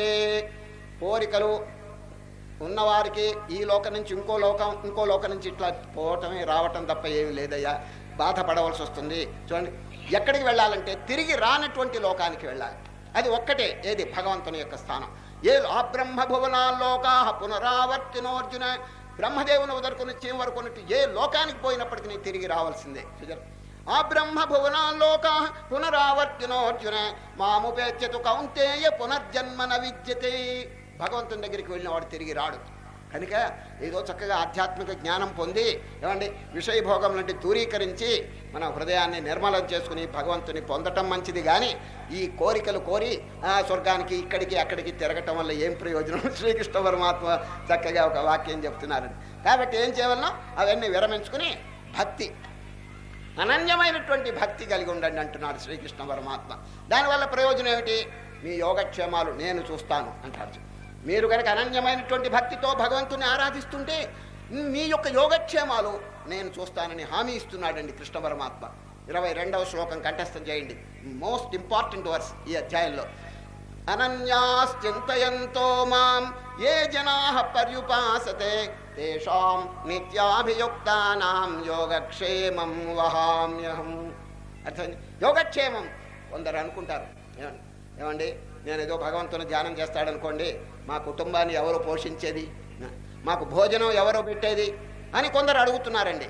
భగవానుడు చెప్తున్నాడు, మీరు హృదయపూర్వకంగా ధ్యానం చేయండి, మీ యోగక్షేమాలు నేను చూసుకుంటానని చెప్పి హామీ ఇస్తున్నారు. చూచారు, I shall take the responsibility.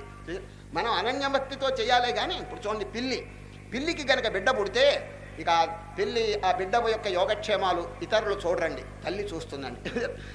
పిల్లి, కోతి ఎట్లా కాదండి, కోతికి బిడ్డ పుడితే ఆ బిడ్డ వచ్చి తల్లిని పట్టుకుంటే తీసుకుపోతుంది కానీ లేకపోతే పారేసిపోతుందండి. కోతికి పిల్లికి ఇది భేదం. అందుచేతనే ఈ రెండు కూడా మన వేదాంతంలో దృష్టాంతాలుగా తీసుకున్నారు. మార్జాల కిషోర న్యాయం. చూడండి, భక్తి మార్గం ఎటువంటిదంటే మార్జాల కిషోర న్యాయం.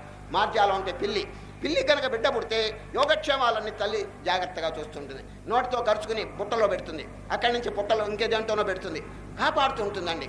కోతి అట్లా కాదు. కోతి కనుక బిడ్డ పుడితే ఆ బిడ్డ తల్లి పొట్ట పట్టుకుంటే తీసుకుపోతుంది కానీ లేకపోతే పారేసిపోతుందండి. కనుక మర్కటి కిషోర న్యాయం అది కాదండి మనకు కావాల్సింది, మార్జాల కిషోర న్యాయం.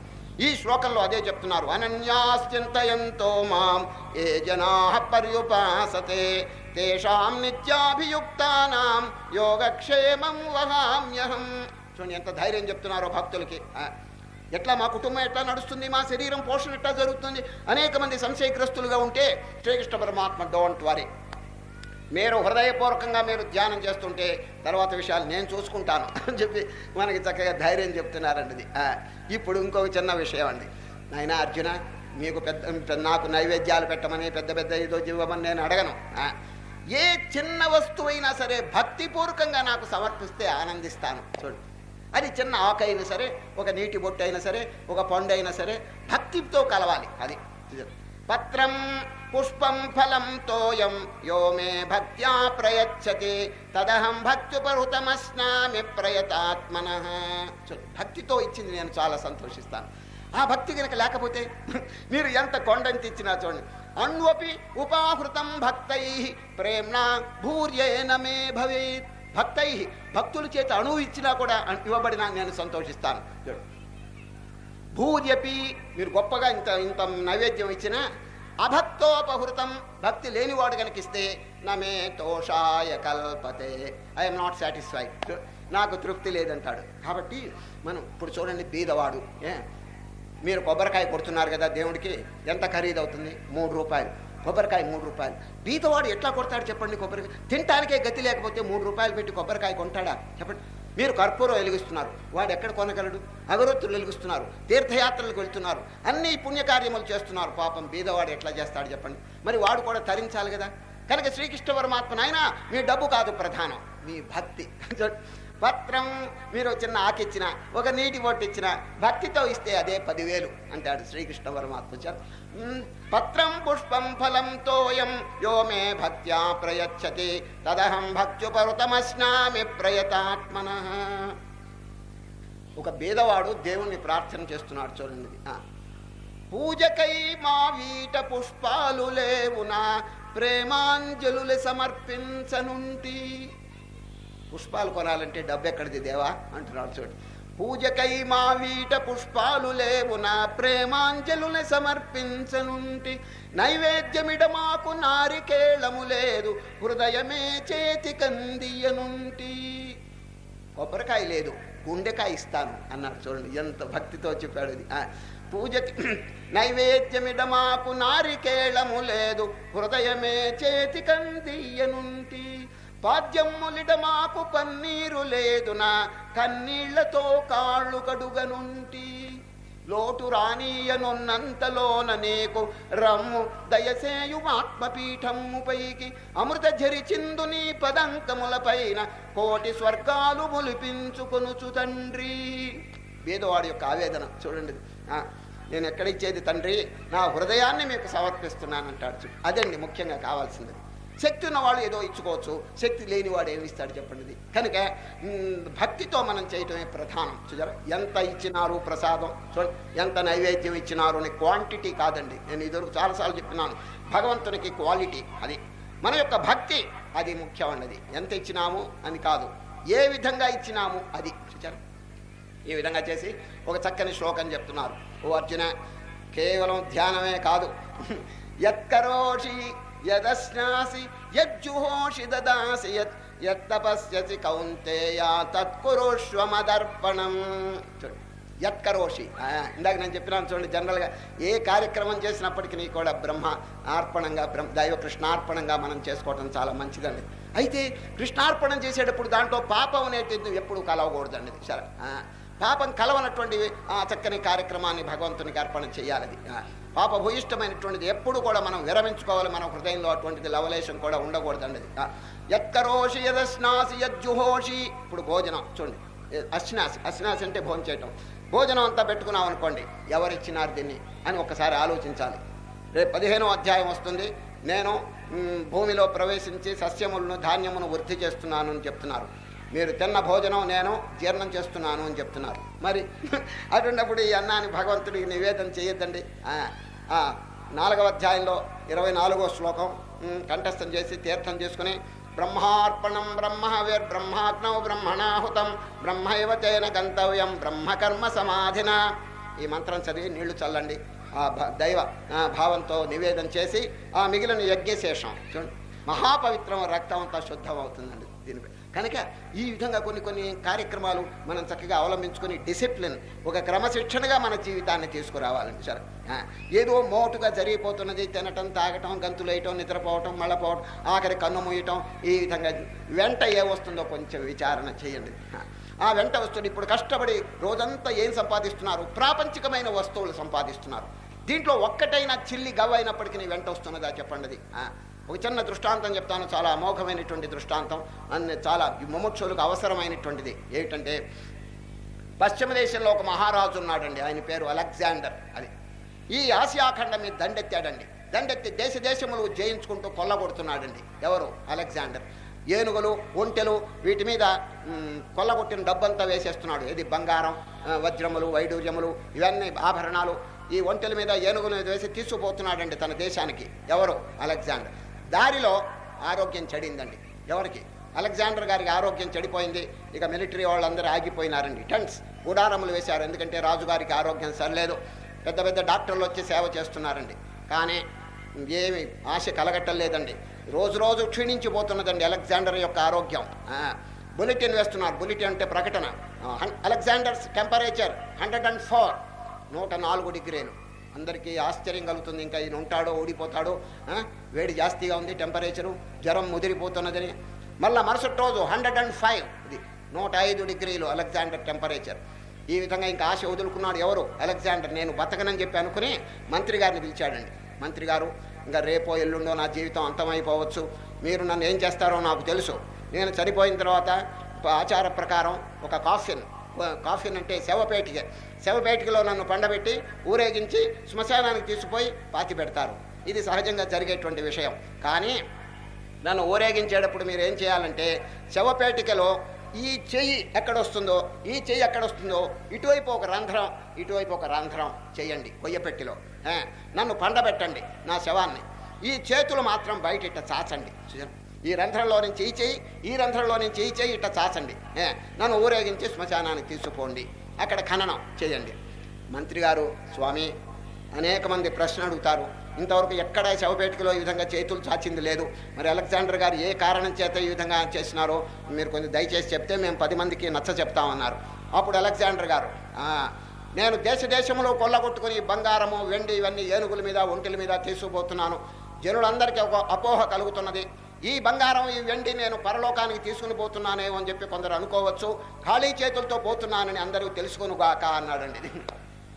ఈ చేతులు ఇట్లా చాచింది దేనికంటే empty hands, Alexander is passing away with empty hands that the whole world understand అన్నాడండి. జనులు అందరూ తెలుసుకొనుగాక నా చేతిలో ఏమీ లేదు, చిల్లిగవ్వ కూడా లేకుండా పోతున్నానని చెప్పి తెలుసుకొనుగాక. ఎంత చక్కగా అలెగ్జాండర్ ఎంత కొల్లగొట్టాడు, కోట్లు డబ్బంతా బంగారం అంతా తీసుకుపోతున్నాడు. చిల్లిగవ్వ అయినా వెంట వస్తున్నదా చెప్పండి. లోకానికి ఎటువంటి బోధ చేసినాడో చూడండి. ఎవరైనప్పటికీ అటువంటి మహారాజే తీసుకున్నప్పుడు ఇంకా సామాన్యులు ఏం తీసుకుపోతారండి. కనుక టైం అంతా ఈ విధంగా నాశనం చేయకుండా ఏది మన వెంట వస్తుందో ఆ పుణ్యం, ఆ ధర్మం, ఆ న్యాయం, ఆ సత్యం, దీన్ని కనుక మనం చక్కగా ఇక్కడ ప్రాక్టీస్ చేసుకుంటే మనకి అన్ని సద్గతులు కలుగుతాయి చెప్పండి. కనుకనే శ్రీకృష్ణ పరమాత్మ నాయన నువ్వు ఏ కార్యం చేసినప్పటికీ దైవ భావంతో చేయండి. యత్కరోషి యదస్నాసి యజ్జుహోషి దదాసి యత్తపస్యసి కౌంతేయ తత్కురుష్వ మదర్పణం. భక్తి భావంతో కనుక చేస్తే భక్తునికి ఇంకా దుర్గతి కలగదండి. సార్ భక్తునికి ఏ కాలంలో కూడా దుర్గతి కలగదని ఇప్పుడు హామీ ఇస్తున్నాడండి. ఈ అధ్యాయంలో ఇది అండర్లైన్ చేసుకోండి.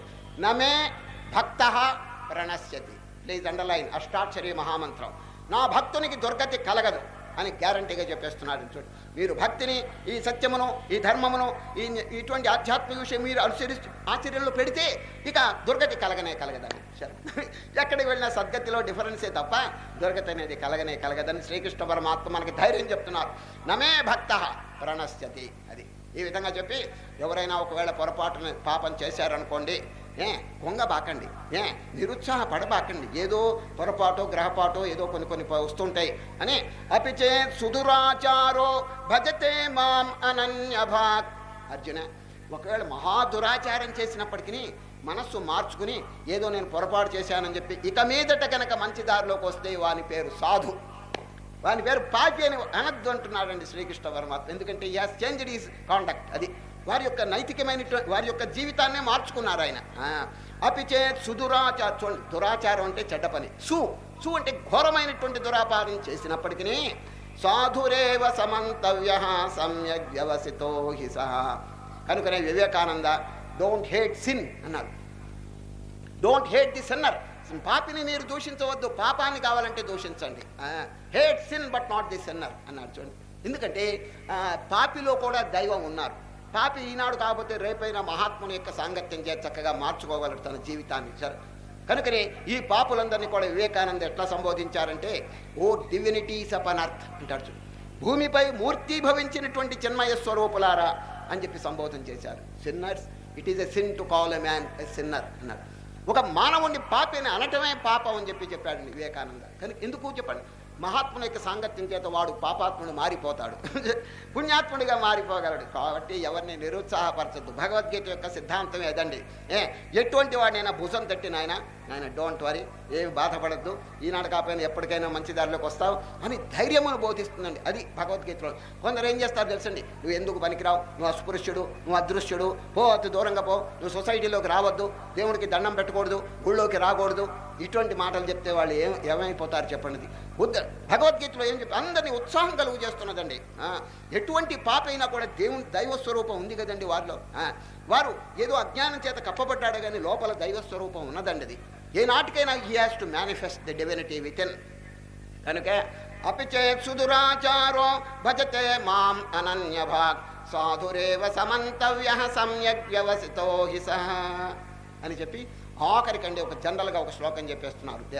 అనేక సాధనలు అండి. చూడండి, యత్కరోషి, అది ఇందాక చెప్పినారు, మన్మనాభవ మద్భక్తో మధ్యాజే మాం నమస్కురు. ఇది లాస్ట్ వర్స్ ఈ అధ్యాయంలో. చూడండి, సాధన చేయకపోతే ఎవరు ఉన్నతిని పొందలేరండి. ఈ ఆధ్యాత్మ విషయంలో సాధన అనేది చాలా ముఖ్యమైనది. ఈ సాధన చేయకుండా సోమరిపోతుగా ఉంటే జీవితంలో ఎవ్వరు కూడా ముందుకు రాలేరు. కేవలం ఈ ఆధ్యాత్మిక క్షేత్రమే కాదండి, ఇటు విద్యారంగంలో కానీ, ఇటు మిలిటరీ రంగంలో కానీ, ఇటు రాజకీయ రంగంలో కానీ ఎవ్వరు ముందుకు రాలేరు. ఇది సాధన చేయకపోతే, చక్కగా విషయాలన్నీ కూడా గ్రహించకపోతే. చూడండి, మన్మనాభవ మద్భక్తో మధ్యాజే మాం నమస్కురు. కొన్ని సాధనలు చెప్తున్నారు. పరిగెత్తేటువంటి మనస్సును నా యందు స్థాపన చేయి. మన్మనాభవ మద్భక్తో మధ్యాజీ మాం నమస్కురు మామే వైశ్యసి యుక్త్వైవమాత్మానం మత్పరాయణ. ఈ ఆధ్యాత్మిక క్షేత్రంలోనండి ఎంతసేపటికి సాధన. నాయమాత్మ బలహీనేన లభ్య. దుర్బలుడి చేత, నిరుత్సాహం కలిగిన వాడి చేత, సాధన చేయని వాడి చేత ఎప్పుడు ఆత్మ పొందబడదని చెప్పి ఘోషిస్తున్నాయండి శాస్త్రములన్నీ కూడా. ఏదో ఒక సాధన చక్కగా మనస్సును జయించడానికి ఉపాయములు అన్వేషించాలండి సార్. పొద్దున్నే 1 hour or 2 hours కేటాయించండి ఈ డివైన్ అట్మాస్ఫియర్ కోసం, ఈ ఆధ్యాత్మికమైన వాతావరణం కలుగు చేసుకోవాలండి. ఆ టైంలో పారాయణ, జపము, ప్రార్థన, పూజ, ఆత్మవిచారణ ఇటువంటివన్నీ చక్కగా ఇప్పుడు జనకుడు ఆ విధంగా చేశాడండి. రాజ్యమును పరిపాలిస్తున్నా కూడా 12 గంటల లోపల నో పాలిటిక్స్. చూడండి జనకుడికి ఎంత డిసిప్లిన్ ఉంటే 12 గంటల లోపల మధ్యాహ్నం నో పాలిటిక్స్ ఎట్ ఆల్. ఎవరైనా వస్తే ఆఫ్టర్ 12 అంటాడు. చూడండి 12 గంటల తర్వాత రాజకీయం కానీ లోపల లేదండి. అది ఈ లోపల ఏం చేస్తాడు? మహాత్ములు సేవించడం, చక్కని గ్రంథాలు చదవటం, ధ్యానం చేసుకోవటం ఇవన్నీ చేస్తుంటాడు. ఈ విధంగా మనం కూడా ఒక డిసిప్లిన్ కనుక అలవాటు చేసుకుంటే, సాధన కనుక చేస్తే చక్కగా సద్గతిని పొందటానికి అవకాశం ఉంటుందండి. ఒక చోట ఒక చిన్న కథ చదివానండి, భలే విచిత్రంగా ఉంది, చెప్తాను. బ్రహ్మదేవుడు మనుష్యుడిని సృష్టి చేశాటండి. సృష్టి చేసి భూలోకంలో వదిలేటండి. ఎవరు? బ్రహ్మదేవుడు. పైనుంచి చూస్తున్నట్ట ఈ మనుష్యుడు ఎట్లా ప్రవర్తిస్తాడు అంటే ఆయనకు ఒక విచిత్రం గోచరించిందటండి. ఎవరికి? బ్రహ్మదేవుడికి. ఏమిటంటే ఈ 2 చేతులు ఒకే చోట కదా సృష్టి చేసింది. ఈ కుడి చెయ్యి ఏ పని చేయాలన్నా ముందుకు వస్తున్నదటండి ఉత్సాహంగా. నేను చేస్తాను, నేను పట్టుకుంటాను. ఈ కుడి చేయి ఉత్సాహంతో చూచాడండి. ఎవరు? ఎడం చేయి పరమ సోమరి, ఒక్క పని తాకదండి ఎడం చేయి. చూస్తున్నాడు, వెనక్కి పోతున్నది ఎడం చేయి. చూచి 2 చేతుల్ని ఆహ్వానం చేశాటండి తన లోకానికి. చేసి ఆయనకి మాట్లాడే శక్తిని అనుగ్రహించి, కుడి చేయి గారు, నిన్ను చూస్తే ఎంత సంతోషం, ఎంత సాహసం, ఎంత ధైర్యం, ఏ పని చేయాలని నువ్వు ఉత్సాహంగా ముందుకు వస్తున్నావు, నీకు వరం ఇస్తాను. ఏమిటంటే వరం, పూజ చేసే అర్హత నీకు ఇచ్చాను పో అన్నట్టండి. పూజ చేసే అర్హత నీకు ఇచ్చాను. ఇప్పుడు కూడా చూడండి, కుడి చేయి పూజ చేసుకుంటుందండి. ఈ వరం ఇచ్చింది ఎవరంటే దేవుడు అండి, బ్రహ్మదేవుడు. ఈ మాట అనగానే ఎడం చేయి, స్వామి స్వామి అన్యాయం అన్యాయం, 2 చేతులు ఒకే చోట సృష్టించి దానికి వరం ఇవ్వటం, నాకేం ఇవ్వకపోవటం, ఇది అన్యాయంగా ఉంది. వరం ఇవ్వండి. గౌరవమై నువ్వు పరమ సోమరి, బద్ధకం సోమరి, ఏం పనికి ముందుకు రావు, కాబట్టి నీకు అసలు వరం ఇవ్వను. సరే పోనీ వరం ఇవ్వకపోతే మీ నోటికుండా ఏదైనా ఒక పని చెప్పండి, నేను చేసుకుంటాను అన్నదట్టండి ఎడంచి. అప్పుడు బ్రహ్మదేవుడు, రోజు పొద్దున్నే నిద్ర లేవంగానే నీకు ఒక పని ఇచ్చాను, చేసుకుంటూ ఉండు అన్నది అన్నట్టు. ఇప్పటికీ కూడా చేసుకుంటూనే ఉన్నదండి ఆ పని ఎడంచి. చెంబు తీసుకెళ్లే పని అండి అది. చూడండి పాడు పని వచ్చేసింది, శిక్ష. దీనికి వరం వచ్చింది, దానికి శిక్ష పడిందండి. ఇప్పటికీ జరుగుతుంది. ఇది పూజ చేసుకుంటున్నది, అది ఆ పని చేసుకుంటుందండి. కనుక సాధన చేయకపోతే, సోమరిగా ఉంటే ఇటువంటి శిక్షలు లభిస్తాయండి. శ్రీకృష్ణ పరమాత్మ చక్కనిది ఆ లాస్ట్ వర్స్ అండి, కంఠస్థం చేయండి, చాలా బాగుంది. మన్మనాభవ మద్భక్తో మధ్యాజే మాం నమస్కురు మామే వైశ్వసి యుక్త్వైవమాత్మానం మత్పరాయణ. మన్మన పరిగెత్తే మనస్సును నా యందు స్థాపించు. మధ్యాజే మాం నమస్కురు. చూడండి నాకు దండం నమస్కారం చేయండి. చూడండి సామాన్యం దారిపోయే వాళ్ళందరికీ దండాలు పెడుతున్నామండి మనం. చెప్పండి, ఉత్తరాలు రాసేటప్పుడు మన పై వాళ్ళకి ఏం రాస్తుంటాం? యువర్ మోస్ట్ ఒబీడియంట్ సర్వెంట్ అంటాం. చూడండి సామాన్యమైనటువంటి వ్యక్తులకే ఇంత విధేయత మనం చూపినప్పుడు, జగన్నాథుడైనటువంటి వారి యొక్క పాదములకి నమస్కరిస్తే తప్పేమిటండి? వారి మీద వారి ఎడల గ్రాటిట్యూడ్, కృతజ్ఞత మనం చూపిస్తే మనకి ఎంత ఉపకారం చేస్తున్నారు. కళ్ళు ఇచ్చినారు, కాళ్ళు ఇచ్చినారు, శరీరం ఆరోగ్యం ఇచ్చినారు, ఎన్నో మనకు ఉపకారాలు చేస్తున్నారు కదా. పొద్దున్న లేస్తే ఒకసారి నీ పాద కమల సేవయు అని ఎందుకు అనకూడదు చెప్పండి. కనుక మాం నమస్కురు, ఆ శాశ్వతమైనటువంటి డివైన్ పవర్కి ఒకసారి దండం పెట్టాలి. పరిగెత్తే మనస్సును వారి యందు స్థాపించాలి. మామే వైశ్యతి యుక్త్వైవమాత్మానం మత్పరాయణ. ఆ విధంగా కనుక చేస్తే కొంతకాలం మనకు అచిరకాలంలోనే మామే వైశ్యసి, ఆ పరమాత్మ యొక్క సాక్షాత్కారం అందరూ పొందగలరని ఈ అద్భుతమైనటువంటి 9వ అధ్యాయం సమాప్తం చేశారు. హరి ఓం. భవమాన సుదుడు బట్టు భవమాన సుదుడు బట్టు పాదార విందములకు నీ నామారూపములకు నీచ జయ మంగళరమణీ నామారూపములకు నీచ జయ. ప్రహ్లాద నారదాది ప్రహ్లాద నారదాది భాకులు పొగడుచుండగని నామారూపములకు నీచ జయ మంగళరమణీ నామారూపములకు నీచ జయ. సాకేత పురనివాస సాకేత పురనివాస సామ్రాజ్య పట అభిషేకని నామారూపములకు నిత్య జయ ప్రహ్లాద నారదాది ప్రహ్లాద నారదాది భక్తులు పొగడుతుండగని నామారూపములకు నిత్య జయ రాజీవ నయన త్యాగరాజీవ నయన త్యాగరాజావి నోదమలరగని నామారూపములకు నిత్య జయ రామ